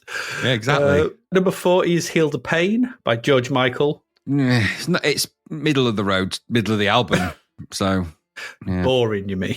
Yeah, I'm surprised they released that track. Actually, if I'm honest, it's done pretty well for how boring it is. So yeah, all that talk about him, he wanted to do his own thing and stuff. It's like maybe the record studio were onto something. Yeah, don't do any more of that. Your stuff's boring, George. Yeah, that is just a bit of a mindless meander, that one. And at number 42 is Go For It, Heart and Fire by Joey B. Ellis and Tinetta Hare, or Tynetta Hare. I found different versions of that, but I don't know. Sounds like rap from loads of songs, I guess. It sounds like loads of stuff. Yeah, stabby synths. I noticed there was some stabby synths popping very along in stabby. there. Yep. Stabby. Yeah. Number 51 was Feeling by the Lars. What are they? Are they time travelers? I don't know. What are they? They just keep popping up in the timeline of music with songs that sound out of time. Yep, very much so. I hated the way he said, the different ways he said feeling. It really started to annoy me after a while. It's just like, just pick a way and say it. He can't because he's actually trapped in several. He time shifts when he's singing, so his voice. Yeah, exactly. So at one point he's singing it as if he was in the 60s, then the 50s, and then the 70s, then back to the 60s. He's just in flux. He's like a state of flux. He is. That's a good picture I got there. Number 62 is Congo Square by Great White. He's not winning any awards, is he? He's a fine-looking chap. I mean, for a minute I thought you'd captured a still from Doctor Who. No, that's a still from the video. Goodness me. I mean, I thought... Jimmy Nail had had a few problems, but this guy, he has been... Something went wrong. Don't know what happened there. I mean, he's got a lot of hair. I mean, that's heavy. It's clearly his hair is very heavy. It's so heavy, it's making his face fall inwards. It's turned into a blonde helmet. He's got a hair helmet. We haven't seen a hair helmet for a while, have we? He's definitely got one. He's got one. Yeah. Because that's solid. That is not like soft and like hair. That's solid. That's like a gold crown. It's not the heaviest hair we'll see this week, though. No, but that is like he's got hair chainmail on it he's got chainmail for hair. Absolutely. He could stop a broadsword with that. He probably has. He looks like he's got it on the nose with one. Yeah, rubbish song, though. Yeah, absolute crap. I thought it was Spinal Tap. I mean, look, they look like Spinal Tap. Yeah, I saw these live. They were supporting Alice Cooper when I saw him live. Oh, my gosh. Alice. Yeah.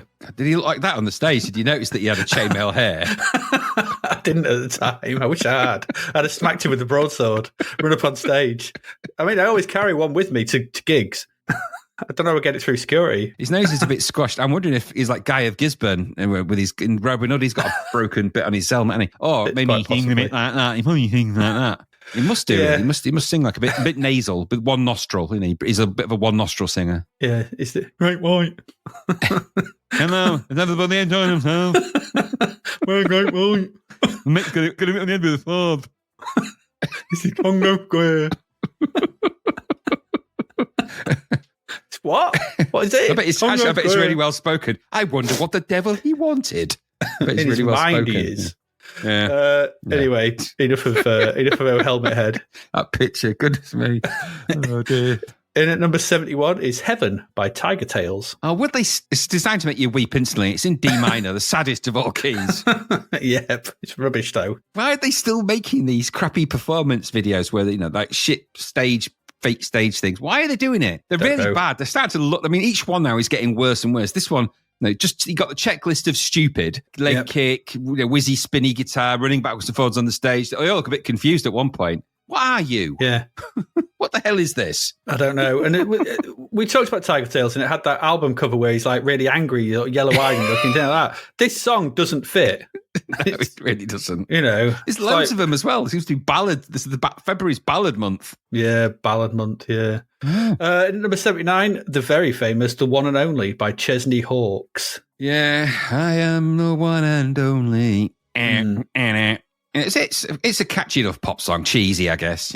Cheesy. Yeah, it is. Am I right in thinking it was written by Nick Kershaw, wasn't it? I think quite possibly. It's from the film, isn't it? There's a film with him and Roger Daltrey in. God, really? Chesney Hawkes and Roger Daltrey. Yeah, it's from a film. This because that's in the video. They've gone to the scenes from the film being acted out. Because that's where I guess so. Because he gets sucked into the screen. He takes up. There's that girl, isn't there? You're taking a picture of with the heavy bangs. She's got very heavy bangs. Fringed, you and me, not American. But it rips off Take On Me, I thought. Annoyed me because he gets sucked into the screen and the girl's like looking for him and I was like, oh well. I don't know. Chesney Hawkes, Rogers Daltrey. I don't like the sound of that. The Chesney Hawkes and Roger Daltrey. Ah, right. Yeah, there's a pretty lady in the video though. Very pretty. Gary would be very effusive about that particular lady in the video. She's got the kind of he digs that kind of hairstyle, doesn't he? He'd probably like the guy from Great White for the same reason, to be fair. Although if you put those two pictures together on our agenda, she was just looking at him shocked. Yeah, she's like got the real hair version. His is chainmail. That's why. She went to a hairdresser's. He went to an armory. Or a blacksmith. Just hammer my hair into shape. Exactly. Make my hair like hers. Who?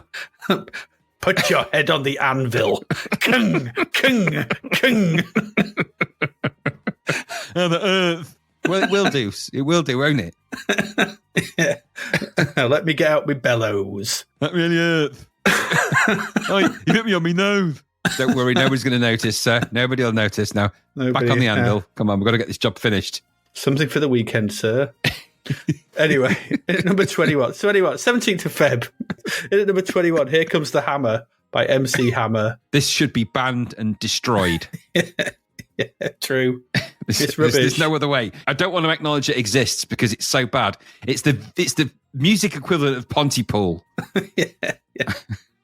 Because he just dances, doesn't he? And everyone else starts doing it. Yeah, I don't like it. I don't like it. No, dance is kill. Dance is kill. Dance is kill. If you haven't seen the film Pontypool, you should go watch it, by the way, because it's very Yeah, good. go watch it. It's excellent, and dance is kill. I'm telling you, that's should have just the only hammer that should have been wielded is the one to smash the recording masters into oblivion. Yeah. In at number 22 is Love Walked In by Thunder. More bloody ballads. Why are they all going morose and sad? I don't know. It's February, isn't it? It's, everyone's a bit down. February at this point. blues. Yeah. I don't bloody love this, by the way. I thought you would with that big old chorus. I mean, it's got the big chorus, yeah. Love walked into my... And it's like, okay, I get that, but it's Thunder, so no. I can't get past Thunder. It's less cheesy, but it's still on the cheese board, isn't it? It is, yeah. It's, yeah. It hasn't rolled off like a baby bell. No, it's kind of a blue cheese, but a slab of blue cheese, which I never like on a cheese board. I don't like blue cheeses. No, I don't like my cheese with veins in. No, same. God, that's even grosser than it actually is as well. No, I genuinely don't, and I'm always just a bit disappointed when you get a cheese board and there's grapes on it as well. I know I like grapes, but I'd rather have cheese on a cheese board. I didn't ask for grapes. I don't need my palate cleansing. Just bring me cheeses and crackers and proper crackers. None of this modern crackers. Don't get me started on it. Number 26 is Our Frank by Morrissey. Oh, Moonhead, Moonface, Moon. Yeah. It's a weird video, isn't it? Bother Boys on patrol. Yeah, it is a bit odd. Yeah. And this, his face in this reminded me of Chris Isaac for someone. And I thought that someone should morph them and pick the middle, like Chris Morrisack. Chris Morrisack. But then Orbison would have none of that. And then I thought, well, Orbison's quite a moon face as well. And then I'm not sure what I was on about anymore. I just led me down a really weird thought process. Well, what you discovered there was several members of the Moon Gang. Right. And so they're all part of the... Yeah, they're all... Well, no, not the Moonies. It's a whole different problem set. Okay. But Chris Morrisack, it sounds like it's something you are. Oh, he's got a bit Morrisack. Don't go near him. Leave him alone for a couple of hours. He'll be all right. He just looks up a lot and he goes in shadow. Just his face looms out of shadow. Every few hours, he gets really sad and his testicles get really heavy. They get well Morrisack. So just leave him be. He'll lighten up, literally.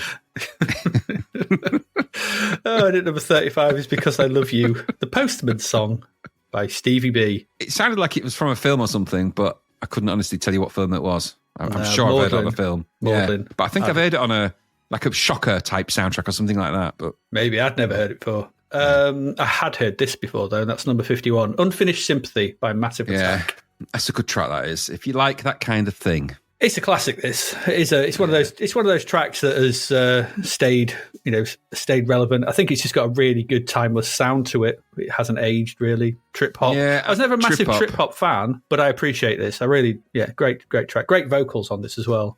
Yeah, I mean, again, I do quite like trip hop. I still listen to quite a bit of that. Some really odd artists nowadays that do it because, of course, music's all been democratized on it, so everyone can do stuff now. But this was quite pioneering at the time. Of course, it's got Tricky in there as well, and Tricky went on to do other stuff like a lot of trip hop stuff, and then Portishead came out of that region as well. And it was a beginning of a good sound. And Massive Attack, they do some really, really good tracks, and they became very famous for their videos as well.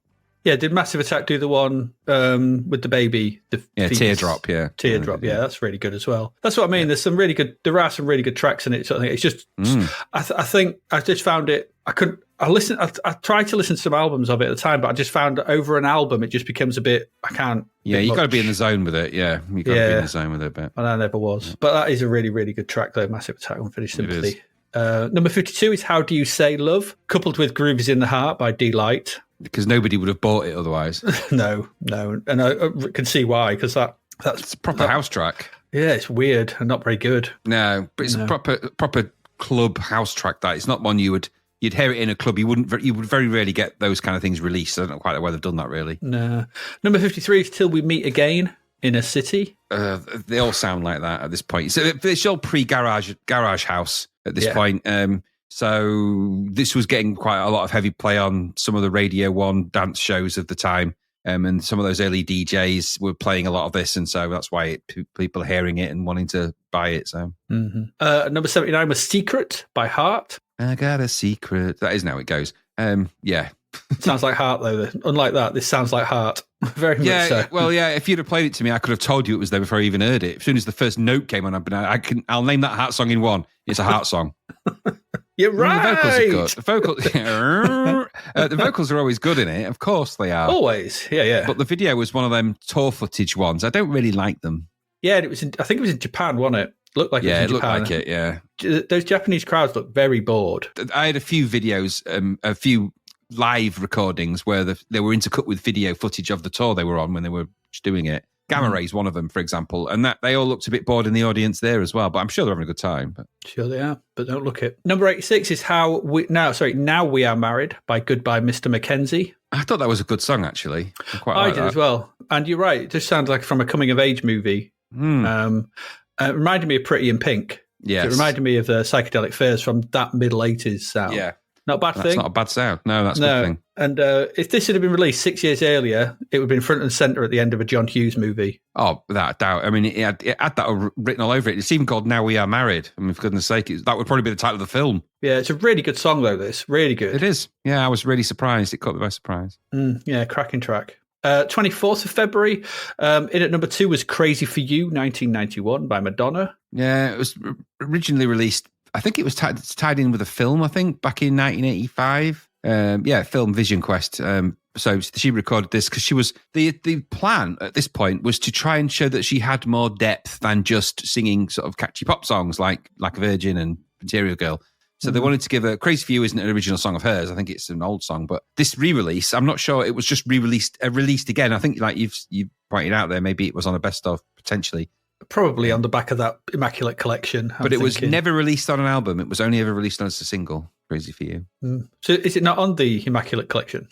No, that I don't know, but it was never released in 1985. It wasn't on the first album or anything like that. So it just came out as a single afterwards. Probably missed by a lot of people then, so they probably thought they'd give it another shoot. Yeah, and again, I think oftentimes it's to try and show that there's a little bit of depth, but I think it must be on the back of that Immaculate Collection or something like that. Similarly, on the back of an advert, isn't it? Number 5 is Should I Stay or Should I Go by The Clash. Yeah, the famous Levi's advert where he goes into the pool hall and the guy says, I'll play for your pants. Yes. And then he beats the guy, and then he says, I'll give you money. He goes, no, I want your pants. And meanwhile, the woman's drooling at him, hoping that he takes his pants off. Yeah. And the pants, of course, in this advert, Levi's jeans. Do, do, do, do, do, do, do, do. And it's a good song. Right?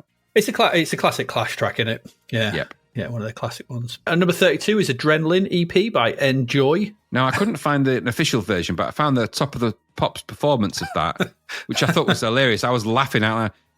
There's 4 people on the stage. There's a guy, there's 2 musicians facing each other, but they are one in the middle. And then there's a woman dancing on the right. They're both using keyboards. None of them are plugged in. None of them have got any audio cables coming out of them. So they're clearly they're clearly not playing the thing that they're listening to. So nobody's doing anything other than the dancers who are kind of working it a bit, which made me laugh out loud because the dancing is really odd. Yeah. Yeah. And if you were in that audience, which side of the stage would you have been watching? Oh, I'd be on the right-hand side. On the right-hand side, yeah. Of course. I like the vibes of the track itself, outside of the weird performance. It's got a Roland 303 and an 808 on it, and they're 2 machines that I think are very special, and I own both of them, and I can tell you they're ace, so there you go. There you go. And at number 34 is Who, Where, Why by Jesus Jones. Eggy. Yeah, on the back of the album, number 1. Yeah. Number 35 is Free and Easy by the Almighty. Why don't this stuff just get lost? Don't know. Crap. I know. I thought this sounded like ZZ Top. Yeah. ZZ Bottom. Yeah. I do remember the song though. When it got to the chorus, I was like, oh yeah, I remember this. It's that one. Drums with spanners. No. Yeah, I sort of like the idea of it, but no. No. Number 35. So sorry, number 39 is Don't Go Messing with My Heart by Mantronics. Yeah, I'm impressed with it. Sounds like everything else that does the this. mix was a bit weird. It definitely was in doubly, wasn't it? Too much high end and mids. Not on the bass. It sounded made it give it a weird crisp sounding, technical sounding. The video was kind of a floaty visual jigsaw. Arty crap. Yeah, it was. It's not a Mantronics track anyone's going to remember, I don't think. At number 41, People Are Strange, 1991, Echo and the Bunnymen.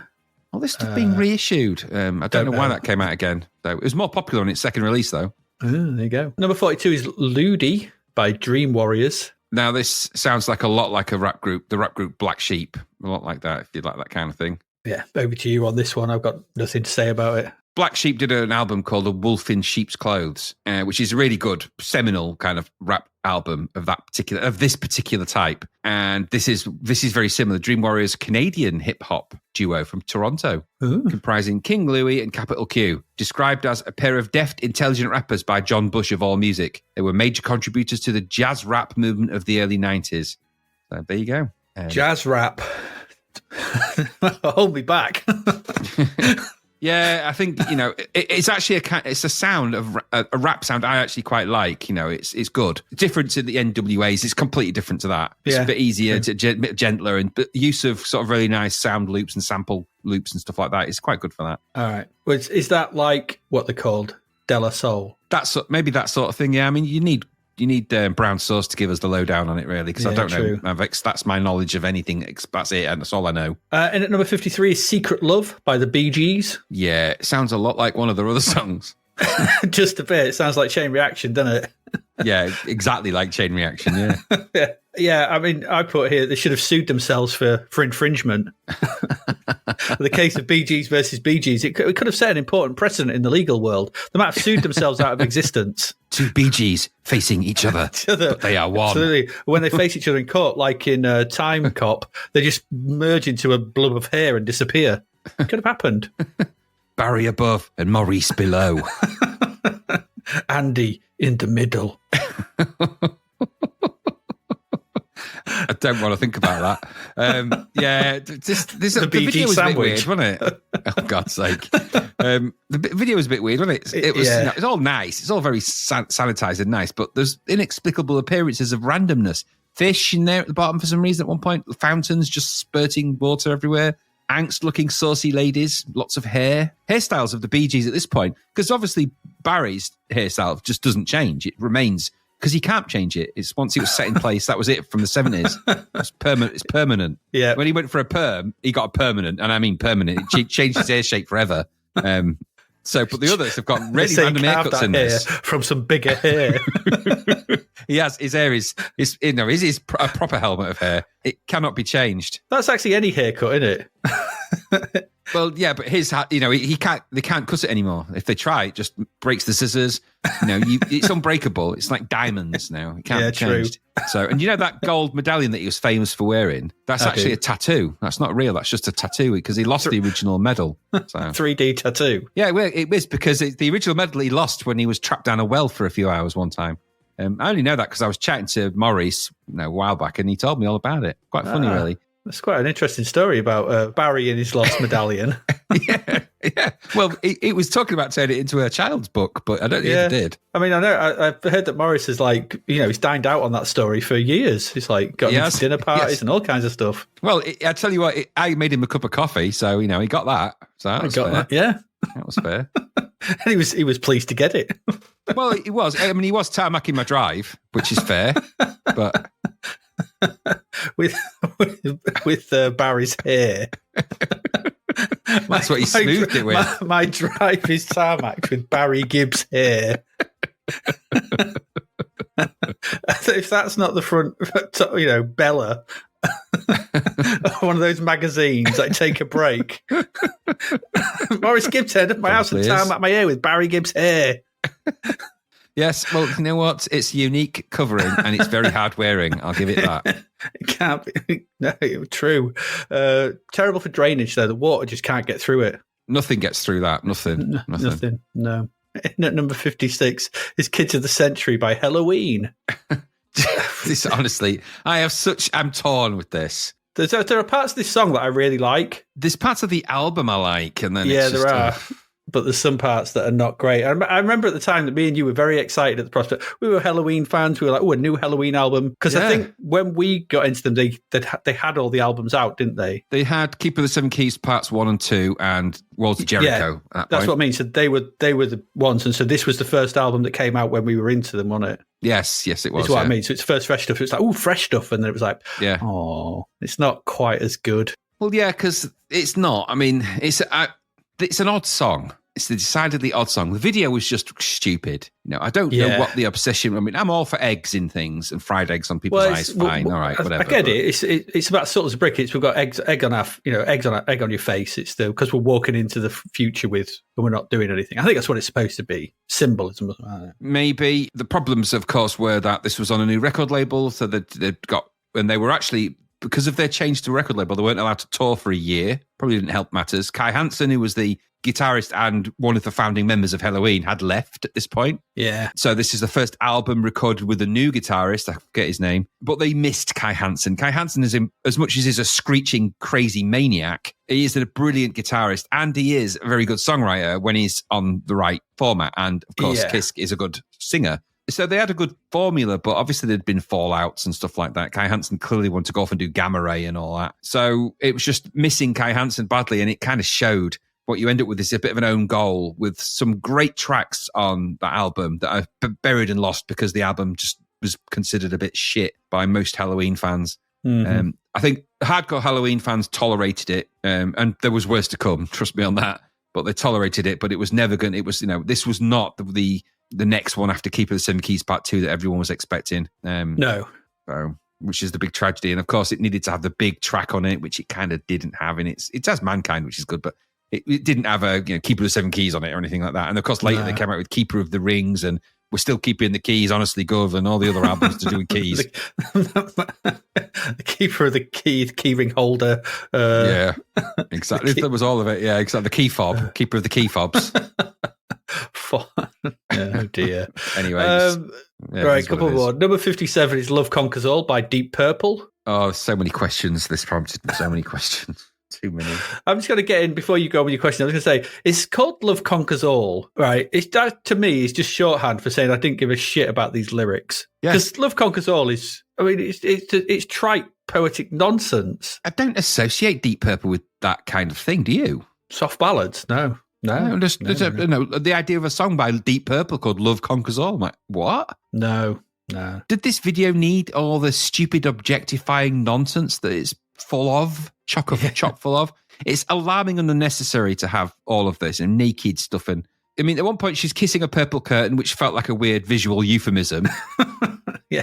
Then there was a stereotypical Native American ghost groping a woman who was wandering around lost in her own bedroom. Why was Ron Jeremy in it anyway? Because he appears, just a guy with a mustache looking angstred appears floating over people. The video is shit and confusing. Yep.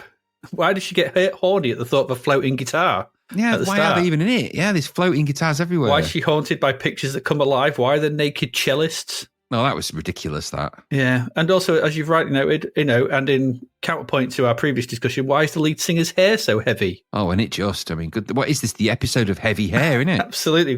We've got Great White, Bee Gees, and Deep Purple. It's like...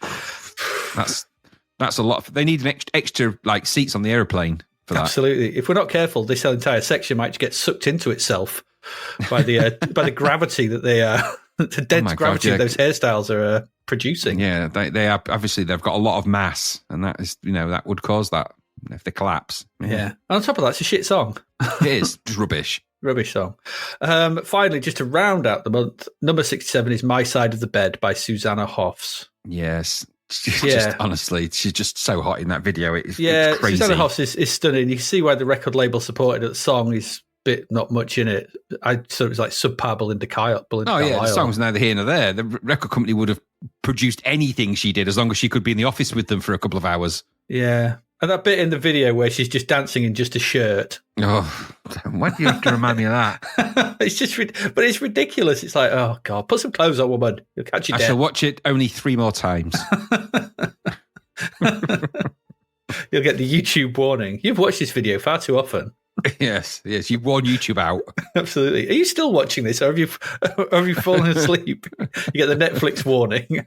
Oh, she's so amazingly good looking. We didn't even know you could wear data out like a videotape. I knew she was good looking when she was in the Bangles, but my God, in that video, it made my eyes water. She was that hot. I was like, oh my God. She is very pretty.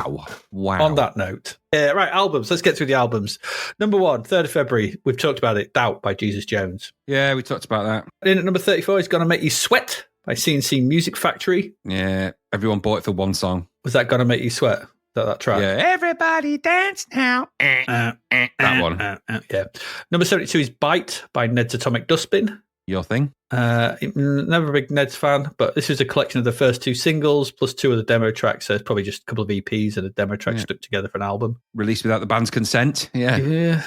Shocking. 10th of February, in at number 1 is Innuendo by Queen. Yeah, we talked about that. Keep what it did though was keep Gloria Estefan with Into the Light off number 1, who came in at number 2. Yeah, it was a second studio album. I thought she had more albums out than that, but yeah, maybe she had more afterwards. Well, it says it's the second studio album released by her, but the 14th overall. Does that work? She had loads of albums with Miami Sound Machine, didn't she? Oh, I guess so. Yeah. Of course she did. Yeah, they can't be stopped, can they? No, they cannot. Still going. Number 8 is Dedication, the very best of Thin Lizzy. Best of. By Mel and Kim. No, by Thin Lizzy, of course. Best of. And now the legacy begins at number 18 by the Dream Warriors. Yeah, we spoke about them earlier. King Louie and Capital Q. Yep. Number 19 is Everybody's Angel by Tanita Tikaram, her third studio album. Disappearing in a vortex of misery now.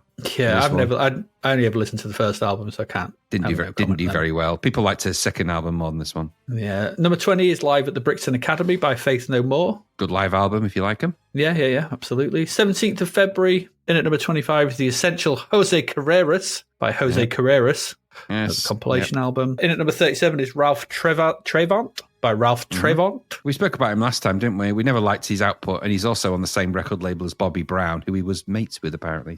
So enough of that then. In at number 43 is Satellites by Big Dish. Don't remember anything about them. Nope.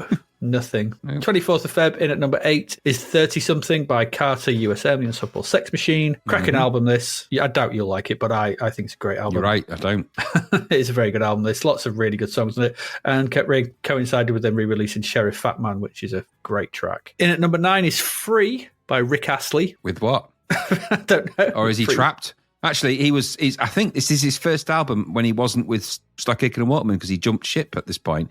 So I'm guessing he's free of them, which is interesting. Probably. I don't know if they held him back or whatever. They certainly made the money off him, and that maybe explains his hairstyle. He's like, I'm not with Stock Aitken Waterman now. I can let my hair grow. Yeah. Was he aping George Michael Freedom? Yeah, I think a little bit. And his hairstyle, of course, he was mirroring the Bee Gees. So.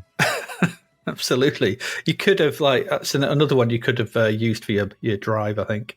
And at number 15 is No More Games, the remix album by New Kids on the Block. Yeah, I mean, I found some blurb in it. I won't go into the depth of it, but the one thing that I thought was interesting, because I was highly critical of the New Kids on the Block for usurping other cultures' music, and this is clearly exactly what the plan was. Donnie Wahlberg decided that he wanted to coordinate this because he wanted to use the harder elements of hip-hop and urban dance in the New Kids sound. In other words, they weren't making any money with the demographic that they'd milked, so they decided to try and latch onto another popular demographic, which they were going to get laughed out of the room by, because no self-respecting rap fan was going to buy this crap, and nor would they buy into their New Kids on the Block, because they did it under the NKOTB acronym as well. It wasn't. It's like it nearly spells knob, doesn't it? And that would have been better.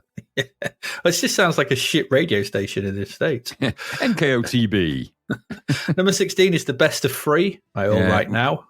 Best of Free, All Right Now. Sorry, by Free. Yeah. Everyone knows All Right Now. There you go. Do you know, I've met the bassist from Free. Have you? Yeah, I did. For real. Yeah, I met him in we were in a club in the Cat Club in Los Angeles where I was playing a gig, and he was buying a bass guitar from our bass player and came in to pick it up. And he was a very nice guy, though very ill at the time. Oh dear, it's good. Number 17 is Young Gods by Little Angels. They're from Scarborough. Do you know that? I think I did somewhere in my head, but I didn't want to know it. It made me laugh because it says they formed in Scarborough under the name of Zeus and then to Mr. Thrud, but they settled on Little Angels because, and then they were going to go back to the regulars, however it was, and the old regulars, and they were going to be the new originals. The new originals. Now, the only thing I wanted to say about this, actually, on top of all that silly, is there's an album called Too Posh to Mosh, which I thought made me laugh, but that was recorded at Fairview Studios in Willoughby. Shout out to Fairview Studios, where I know that our podcast friend Paddy has has made some headway and recorded things at Fairview Studios, which is not that far away from where we're sat. And also, the Sisters of Mercy recorded there. They were a fully analog studio, one of the last remaining ones. I don't know if it's still going now, but they were all analog, no digital in there, which is why it appealed to a lot of people. Mm. All analog, no digital sounds like some kind of Mike Oldfield album. Just, old school tape reels as opposed to recording everything digitally, gives it an analog warmth that you don't really get with digital. Digital's too precise for that. And the number 26 is The Real Ramona by the Throwing Muses. Again, yeah, we've talked about them. Number 36, Green Mind by Dinosaur Jr. Sounds exactly like Dinosaur. I like some of their stuff. Again, another sort of influential band around the time, Jay Maskis and stuff. It is what it is. And finally, Birdland at number 44 with Birdland. That was Birdland's first Birdland album by Birdland. Birdland, Land of Birds. Land of Birds. The Land of Birds. And that really is it done and dusted for the music section. That's it. We're going to go take a quick break. We'll come back. We've still got 2 more games to get through. 2 more games. 2 more. Well, it's Arcade Port Central, but stick around to see what they are.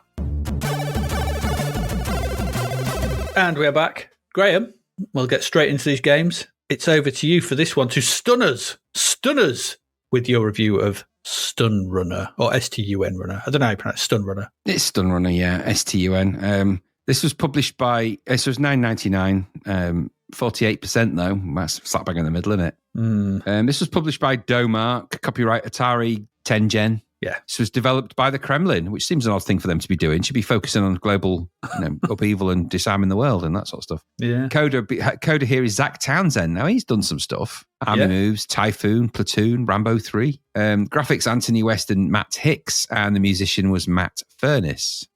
S.T.U.N Runner, or the Spread Tunnel Underground Network Runner, which sounds horrible. DNA in the Scotch could have that. It's just let's just call it S.T.U.N Runner and not have this silly acronym nonsense. 3D racing shooter game released in the arcades by Atari, of course, in 1989. The player pilots a futuristic vehicle which can exceed 900 miles an hour through various tunnels and courses with changing environments, hazards, and enemies. S.T.U.N Runner uses polygonal graphics for the vehicles and track and is based on an evolution of Atari's hard driving hardware. The custom cabinet was designed to resemble the craft that the player pilots in the game. The arcade was released in Europe by G.L.A.D and in Japan by Namco and Sega. Home ports were released for the Atari ST, Amiga, Commodore 64, Amstrad CPC, and ZX Spectrum. An Atari Lynx version was published by Atari Corporation in 1991. So, S.T.U.N Runner then, what's it all about? It says, and there's a very short blurb for this, the ultimate high-speed challenge. Guide your stun ship through a maze of twisting tunnels, avoiding obstacles and enemy craft as you blast your way through the 24 levels to the ultimate challenge. There you go. That's what you call keeping it simple, isn't it? It's simple. Features, guide your stun ship using left and right controls through the tunnels. As in a bobsleigh run, you should follow the outside curve of the tunnel wall as this is the fastest path. Once armed, use your lasers to destroy the enemy craft. Watch out, some of them are indestructible by laser fire. Then why would you want to shoot them with your lasers? Because they don't work. Follow the path of the green stars, which show you the fastest route through the bends. Shockwaves can be collected by driving over enough green stars, handy in sticky situations as they annihilate everything in their path. Turbo boost pads launch the stun ship to near light speeds. They don't know, because 900 mile an hour is not light speed. Just saying. Just saying. That would be instantaneous travel, wouldn't it? You'd have to have no mass for that to be real. Just saying.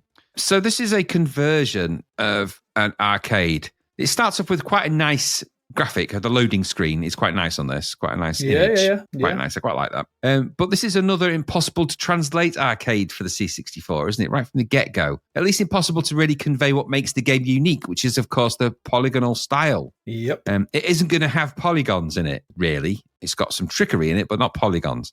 C64 version has a nice loading screen. Like I say, it looks good. I thought, indeed, the game itself, when it starts, certainly orally, is shimmery and interesting to a point, if anything, where the music is somewhat ear-splitting at the start with a commitment to a rumbly bass sound that quickly hurts the ear and brain. But if you stick with it, the tune gets actually pretty interesting. So title screen, such as it is, S.T.U.N Runner graphics, logo at the top, and then the kind of an arcade-style typeface. I give them credit where credit's due. That is an arcade-style typeface. I like to see that. I do like to see that. Tap of the start button. It says press start button, which is like, all right. We ain't got one of them, have we, in the Commodore 64, but okay. We have not. And you can choose between novice, which means you start at level 1, intermediate, which means you start at level 6, or advanced, which means you start at level 11. Level 11 is also called the Labyrinth. Level 6 is the Outer Drive, and the novice level is called Cakewalk. And on this screen, you'll see the description of the 3 difficulties on the right. And then there is a map of the route. It's a little bit odd. So it just looks like a sort of a bent snake on the left-hand side, but it is what it is. And then you have to select it. Now, there's a timer on that as well, which I never like to be pressured into deciding things. So why that timer's there, it seems really stupid. Mm-hmm. But anyway, so you've got a countdown. So you've got a few seconds to decide which difficulty you're going to go for. I went for novice when I tried it. And the idea of the game, as I've said, is to navigate your way through a series of courses, which are basically tracks and tunnels. And the idea is that you've got to try and get through them within the time limit or you will lose. It's as simple as that, really. Pretty much, yeah. And each time you go through, you'll get to the next one, and the next one you can progress your way through all the different levels to the more difficult ones, of course. So once you've selected the difficulty, you'll go to another screen, which has the kind of a version of the map that you've chosen on the left, again, the wiggly thing. On the right-hand side, there's a description of the kind of, I think they're the things you'll find in the map, although it's a key to something, and none of the keys that are in it are actually shown on the view that I could find. So I'm not sure what that's for, really. It tells you how many stars you need for Shockwave, so that's how many stars you need to collect. And it says the Labyrinth, that's the title of where you're going, for the level, and then it's like, gives you a little bit of go. Now, I don't like this because at the bottom, at this point, the UI appears, and it's this hard to distinguish series of grey character tiles, blocks. And hidden amongst that is your time, best time, level score, a number of boost kills and the starts and things like that. So it's this busy on the eye, ugly looking UI. Didn't need that. It's cheap to build. That bas relief sort of squares and stuff. It's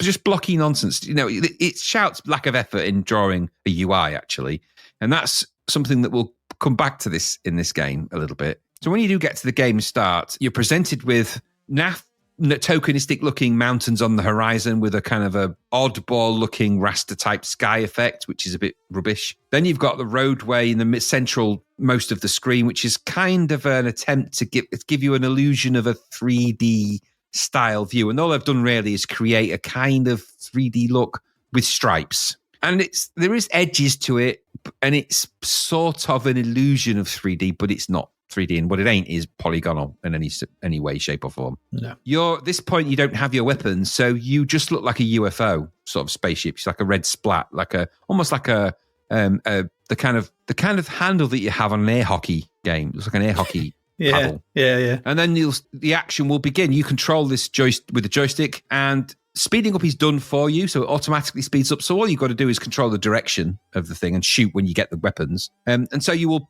start to progress along with the track. Now, you will first notice that you are assailed by red squares, blocks, and it's not clear what's gone on. I don't know if my version of the game was broken. I looked into videos and they all seem to have this problem. So you just get blocks coming at you, and they're the things you're meant to be collecting, I think. Yeah, they're like they're the best. It's essentially like, in like modern racing games where they have the best line. It shows you that that's what they are. That's what they're supposed to be. But so if you follow that, it's not very clear what the purpose is, what they're for, really, other than an indication. But you sort of follow that along, and then you'll zoom along. Suddenly you'll see a tunnel approach, and then you'll be inside the tunnel. And admittedly, the 3D effect in the tunnel is quite nice, the way it's done, because it is full screen, albeit that apart from the UI, so it is kind of a nice tunnel effect. And then you, in a sort of tradition of bobsleigh, you control your vehicle as you go onto the sides. And the idea is that that's meant to, the premium route that you follow keeps you at the optimal speed. And so you're going to obviously not lose all of your time and not make the finish of the race, or that particular part of the race. And you can actually go full 360 around the tunnels as well if they have that in them. So you can go all the way around. And that's the same as the arcade does do that, albeit that's doing it all with polygons. This is doing it with a giant sprite sort of thing. It looks a bit like the back of a car. And this kind of attempt at a 3D tunnel effect. But it's cheapened by these red blocks that come towards you. They look really naff. It should have been, that should be a graphic. That should be something. So as your ship speeds up and it reaches these breakneck speeds, you'll go down. You'll easy beat the first one, because it's super easy and short. When you do that, it'll take you to the next one. But at the end of that sequence, you'll get these sort of weapons will come and be stuck onto the side of your ship. And it actually looks more like the S.T.U.N Runner ship then, which is similar to the one in the arcade. So it looks more like it. And it's not small. It's quite big and it moves pretty fast. I'll give it credit where credit's due. And at this point, you can shoot. So as you race down the next one, and the striped checkerboard roads and the tunnels and the squares that are zooming towards you still, and then you'll see all the coloured ones, which are the ones that can speed you up, and you can collect the other ones as well. But they're all still just blocks on the screen. There's no obvious notion of what they are meant to be. And it says that they're meant to be diamonds and stars, but they're not star-shaped. They're just blocks, which is a bit disappointing. Now, there are enemy ships that come towards you at this point, and some of them can be shot, some of them can't. You've got no idea which is which, so there's no way of knowing. So you'll probably waste time shooting at things you either can't shoot at, but you won't hit them anyway if you do. I spent quite a lot of time, because I got quite far into this, purely more by accident, really, because it isn't very difficult, I have to say. No.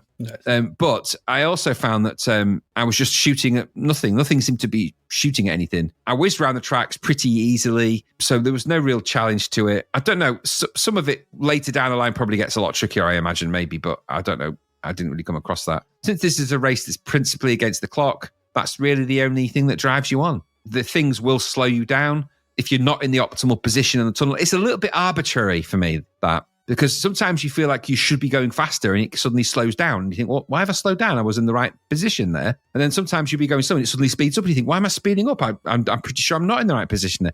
So there seems to be some kind of problem with the way it's controlling the speed, which of course in a game which is based on time, you have no control of your speed other than you get the speed up. So you can't make it go faster. So it seems odd that you would have a timer in a game where you can't control the speed in any meaningful way. All you can do is control the direction, which seems a little bit odd, but maybe that's how the game is meant to work. On the arcade cabinet, you sit on this and it's kind of very fancy 3D and polygons and all that. There are extra weapons you can get, the shockwaves if you collect enough of the things to get them. And that fires like a ring of sprites down the tunnels or whatever and kills everything in its path. And it's not a terrible effect in the context of what it is, but it is just kind of checkerboard stripes in a kind of a tunnel effect. And so that's how it plays out. It doesn't move terribly slowly. It's pretty nippy, but it's not smooth scrolling. It is shuffled scrolling. So it's just kind of, so it's an effect, but it's not scrolling. And it feels a bit cheap and nasty in that respect. So overall, because that's how the game plays, my chief problem with this game was that it felt unfinished and underdeveloped. There's a reasonable tunnel effect, okay, and in all fairness, and your sprite is quite big and it moves around okay. And the speed you move at, albeit jerkily in its own kind of logic, it's okay, but it seems to slow down and speed you up totally arbitrary and at weird moments that make no sense. Moving around the tunnel walls never seems to boost you in the way it should or the way it seems to indicate. And the collection of items and speed-ups, which are just coloured squares, look A, crap, and B, it's difficult to know what you're really doing, what they're for. So it feels unfinished. The enemy ship seem to flutter around too much. They're not actually really possible to shoot, and they don't really do anything. They sort of get in the way, maybe, but they didn't really hinder me in any way. It reminded me of like a Road Blasters in that way, which, not in good ways, I think. I don't know. There was some potential, I think. The arcade game, I think I played it once or twice. I was never into these kind of games in the arcades. But, had some of the finishing been done and maybe some of the polish of a game like Eliminator added, this might have been a fun game to play, but because it has none of that, it feels unfinished and it feels like it needed a lot more time in development than it's been given. Now, this felt like it had a temporary UI that wasn't really meant to be the final one. This felt like they got the tunnel effect and then they didn't add any of the other bits into the game to the point where there should be graphics, there's just squares. That to me feels like the kind of placeholders that you'd put in a Unity game. When you first develop them, you put placeholders in, you don't put your finished graphics in, and that's how it felt. So for me, it felt unfinished. It's really a problem of a complex arcade that is 100% reliant on its hardware being. That's the whole point of that arcade. Is it's using really clever mathematics, graphic processing hardware. It's a showcase for that. And that machine and all that hardware is designed to do it. The C64 is not designed to do any of that in any way whatsoever. There is no way you're going to do 3D polygon graphics on a C64 at any kind of resolution or speed in this way. Never in a million years. So the whole point of S.T.U.N Runner is it's that showcase of that kind of graphics. Without that, you've just got this kind of half-hearted crap attempt with a nice tunnel effect, admittedly, but I don't know. I wasn't stunned by this, at least not in any good way. I just felt like I looked at it and thought, is something maybe in that, but that's probably the arcade. But this is a woeful attempt and should not have been released in this state, really. But what did you think? Yeah, it's for me, this is another game that's got no place in being converted to the C64, really. No, yeah, completely. It's ridiculous trying to do a version of the arcade, because I played the arcade, I stuck MAME on and I played the arcade. It's incredibly slick. And really still very impressive arcade experience that S.T.U.N Runner is. It's still really smart and nice to look at and play, and it's got a really good, clean look. That UI is like a version of the UI on the arcade. It's the same kind of blocks and stuff, so it's the same. But the UI on the arcade is much more colourful and not... So the bars and everything are more colourful and it's more spread out, and obviously, and it doesn't have... So it's easy to read. It doesn't have that... What is it? Yellow on grey, white, black. It's not a good combo. No, so this may have all the elements of S.T.U.N Runner, good approximation of the front end and the options, and it kind of looks like the original, I suppose, in a C64 way, but none of the experience is here. So, like we've said this loads about these games. I think there's only one that's really pulled it off, and that was Power Drift. And so I kind of feel sorry for Zach Townsend here, because I think he's on hiding to nothing. Maybe this would it have been better in the hands of Chris Butler? I don't know, but I don't think anyone could have ported this in a way that led to anything other than a very poor version of the original. Because that's what it is. It was one of those games in the arcade. It was loud. It had the Atari noise. It looked like nothing else at the time. It ran. It was so fast. Well, I mean, this one, it looks now like it, I'm afraid. I'm not stunned by the fact that this is simply not very good. It was never going to be. No. Yeah, it's just... It has all the aspects, because in the arcade you start off with just the sort of central bit and you get the guns bolted on. It does all those bits, but just to what end? Yeah, to what end? Exactly what end? Nah, 48% about right. Although I did go and have a look at the Amiga version. Did you look at the Amiga version? No, I didn't. Oh, it's very slow. It's slower than this. Doesn't surprise me. It's slower than the C64 version. It looks more like the arcade, of course, but it's really slow. Well, it's because they'll be trying the polygon tricks, and again, the Amiga it's a very powerful 16-bit machine, but the hardware for the arcade was designed for 3D polygons and to move that maths around, and even the Amiga's going to struggle with that. Yeah, it's not very good. There we go. That's S.T.U.N Runner. Not very stunning. Let's move along. We've still got one more game this week.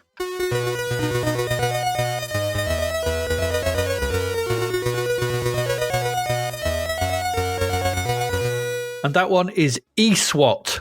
ESWAT. So to round off the week, we have our second arcade conversion, coming in with a similar score to S.T.U.N Runner, 49%. ESWAT. So this was originally made by Sega in the arcade under the name Cyber Police ESWAT in 1989. It ran on Sega's System 16B. It is built around the M68000 and uses a Z80 and a YM2151 for amplified mono sound generation, just so you know. I couldn't find any mention of what Games Machine gave this, so I don't know how it did in the arcade. I couldn't find that for S.T.U.N Runner, strange enough. Yeah, but CMVG rated it as a cross between NARC and RoboCop, without being as good as either of them, and gave it 76%.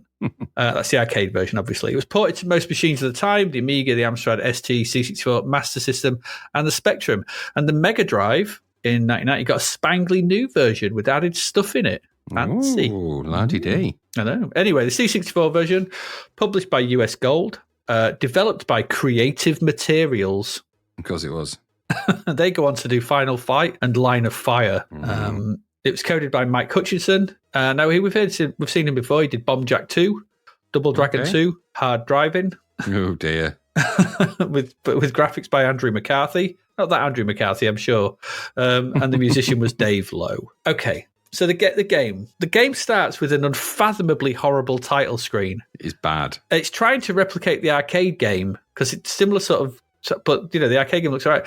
It looks garish and just plain ugly. And the logo at the top is a late 80s nightmare of design. Oh God, it's so bad. It's just awful. All lines are down. It's like, It's awful. So it's an arcade game. There's not much to do here. Press fire. The game can be played 2 players simultaneously, which is nice. If you just want 1 player, though, you need to be in port 1 for this.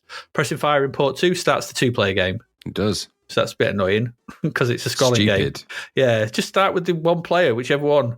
So you press fire, we're in the game. The game is a multi-load. It does take a while to load in from the disc version. I played the cartridge version and a disc version for this, and a night version or whatever. But it at least has, when it does load those, the disc version, it does at least have the first 3 levels of the game ready to play as soon as you press fire, which is nice because a lot of times we've seen it where you've got to load the levels in. But this is like gets going straight away. The main game takes up most of the screen. This does. It's got the UI at the bottom, like most arcade games, showing your score, ammo remaining, time left on the stage, and the number of stage you are on. And what we get here is a version of the arcade game that just does some things plain wrong. Does some things just plain wrong. So we start off outside a bank. And so what this is, it's a walk to the right and shoot stuff game in 2D. So depth, it's one of those. So you jump over crates and jumping up and down between ledges. So you can sort of clamber up on ledges that are above you and then back down to the ground again. Robocop and Knack were mentioned. This is more Rolling Thunder. Yeah, I thought in design than either of those. So if you have in your head a sort of not kind of weird cartoony Rolling Thunder, but more like a realistic type walk and shoot, then that's what you've got. That's what this is. Controls for the C64 are left and right to walk, of course, fire to shoot. If you push up and fire, you can fire directly up, but not at angles again.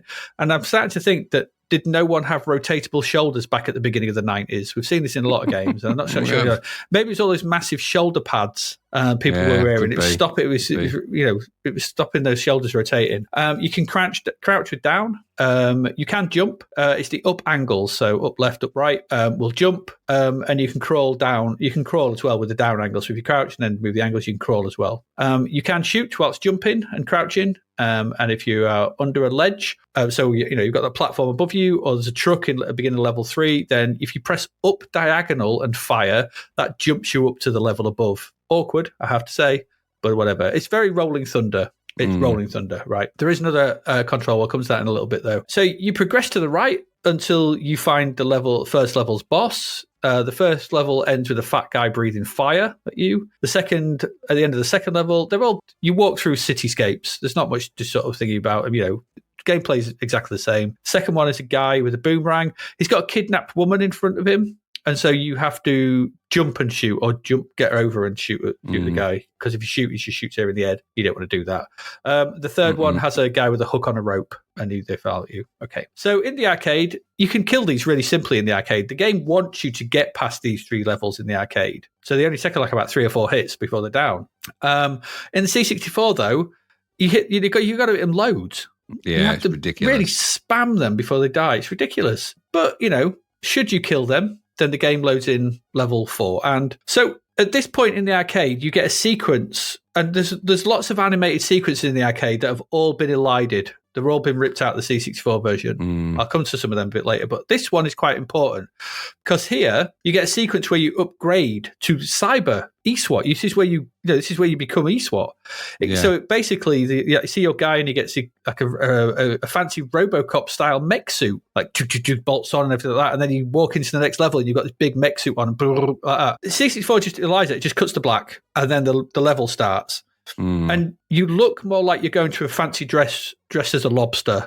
He does. I couldn't get over it. And I looked at it, I was like, what has happened? Why have I done that? What is this Adventures of Lobster Man all of a sudden? Yeah, why did I'm they not do quite that? sure. It's like you don't look like a cyber super soldier at this point. You don't. We saw RoboCop drawn quite nicely in sprites, but why they just put you in a lobster suit? The game continues. You're now on top of buildings for some reason, but nothing much changes except at one point you pick up a special weapon, which you can fire off with the left shift for player 1 and right shift for player 2. Okay. And what this launches is like a flickery wall of yellow. Oh, that was awful, that thing. That makes everything on screen flicker. This game flickers quite badly anyway, but when you launch this, it's like flicker nightmare. Oh, it just goes out. It's like a wall of energy or something. It goes, bounces out and then bounces back, sort of not kills anything out towards you. And you wonder what's happening around at this point, and you'll just get a real level of boredom at this point because it just starts to sink in that there's nothing to this game. Again, it's a deeply dull port with any fun the original had, which wasn't a lot because I did go and play it on MAME, just surgically removed, sliced out. and they've added new annoyances for no real reason.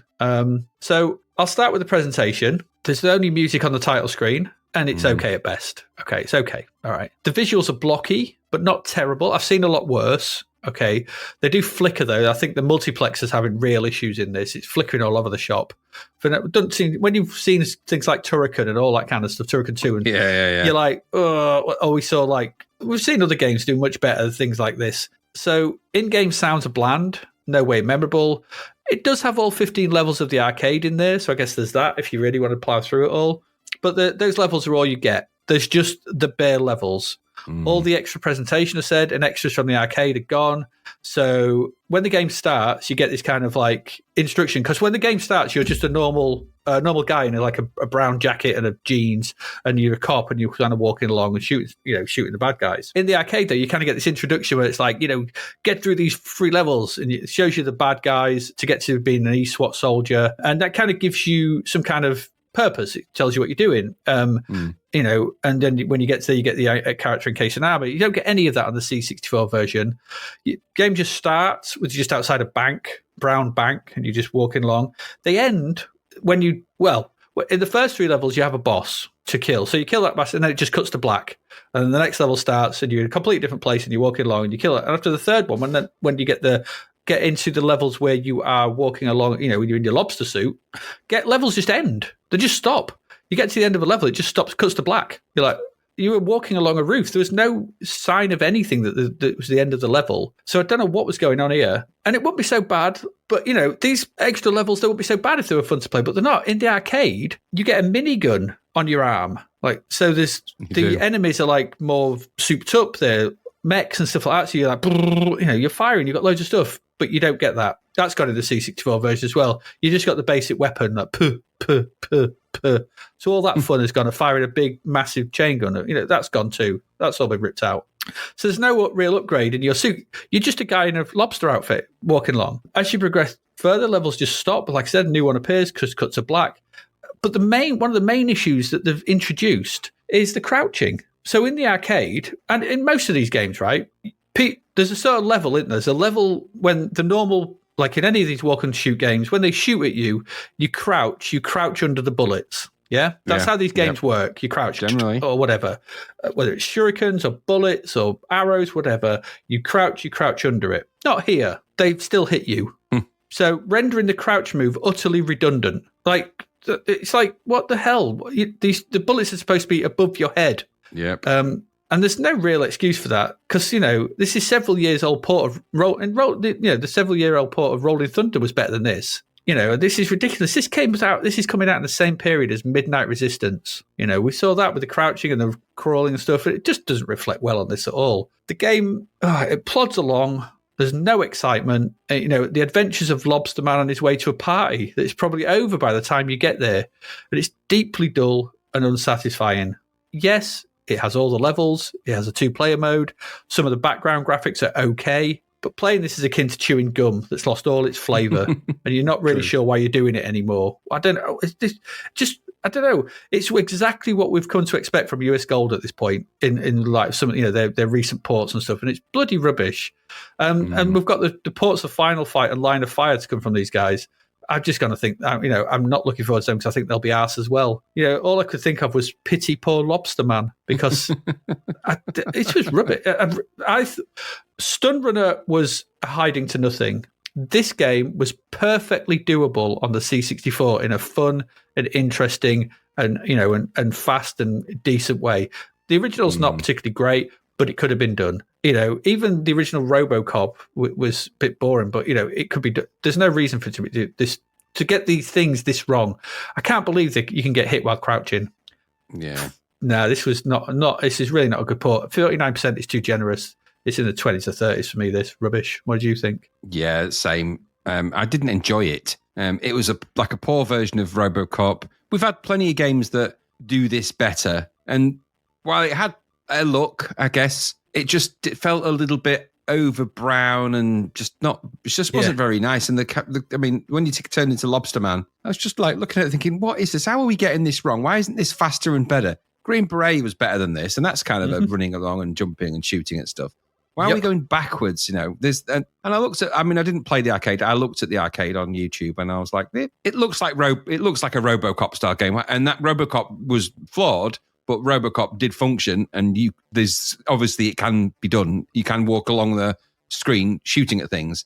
But why Midnight make silly Resistance. mistakes? Yeah, Midnight Resistance. Yeah, exactly. So why make silly games like this and do it this way? When you do them, why leave stupid things in like the things you've mentioned? I didn't find any enjoyment playing it. It felt like a hassle and bitty, and it was just unpleasant, really, to play, and I didn't get along with it. I wasn't even aware of its existence until we did this, and I thought, this is just like a crap version of other games that are way better. I'd rather play Midnight Resistance than this. Some of the background attempt details I suppose you could say some of them were okay for what they are, but ultimately it was a bit of an empty game, really, and I didn't really enjoy my time with it. And I got past the first few levels and then got to the Lobster Man bit, and I wasn't really impressed with it. I thought, is this really didn't? This is meant to be the bit where I'm supersonic and amazing, and the big ESWAT thing, and I was just an angry man dressed as a lobster, really. Not very impressed. So no, I didn't enjoy it, and it just felt like a misfire. So Yeah, and that bit we are on the truck, or some of the opening levels, although we didn't like it, but from a visual point of view, that Dragon Ninjas versus Bad Dudes, whatever, was better. Yeah, was better than this. Yeah, it's just a misfire, another misfire. Not very good arcade conversion at that either. So.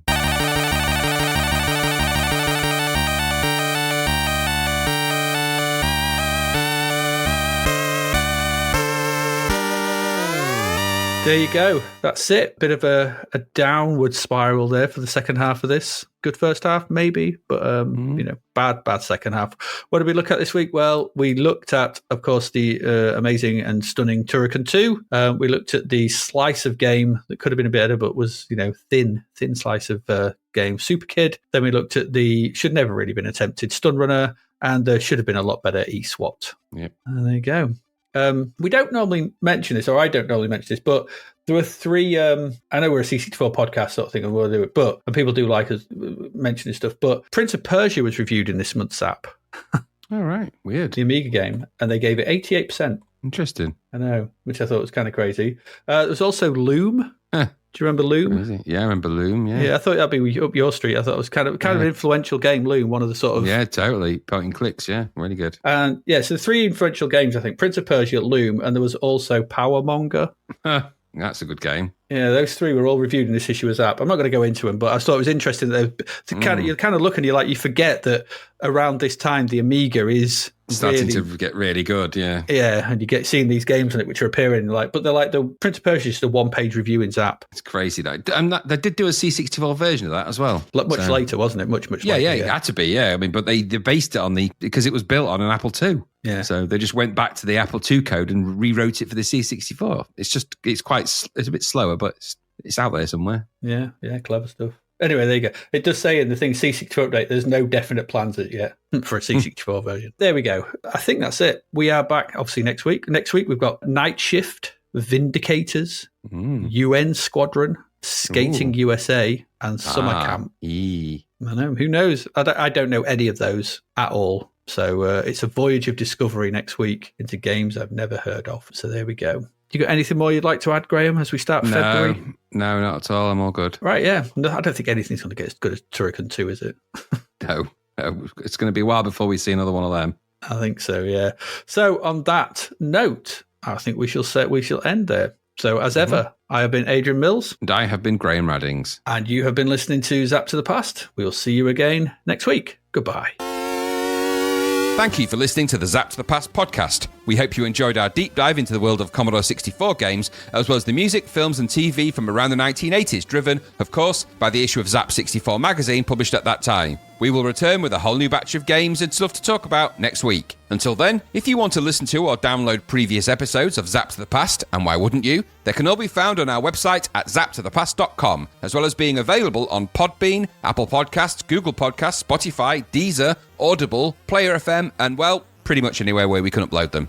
By the way, we do always love to hear from our amazing listeners, so if you'd like to contact us about anything in the podcast or beyond, you can do so by emailing us at zaptothepast@gmail.com.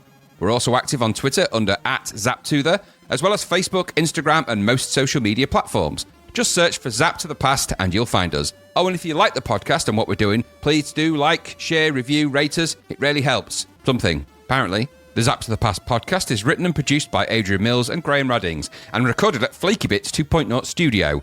All opinions expressed are those of the writers, and while we indeed love Zap64 magazine, the Zapped to the Past podcast is not affiliated with it in any way. Stay safe, see you next time, and remember, we play these games so you don't have to.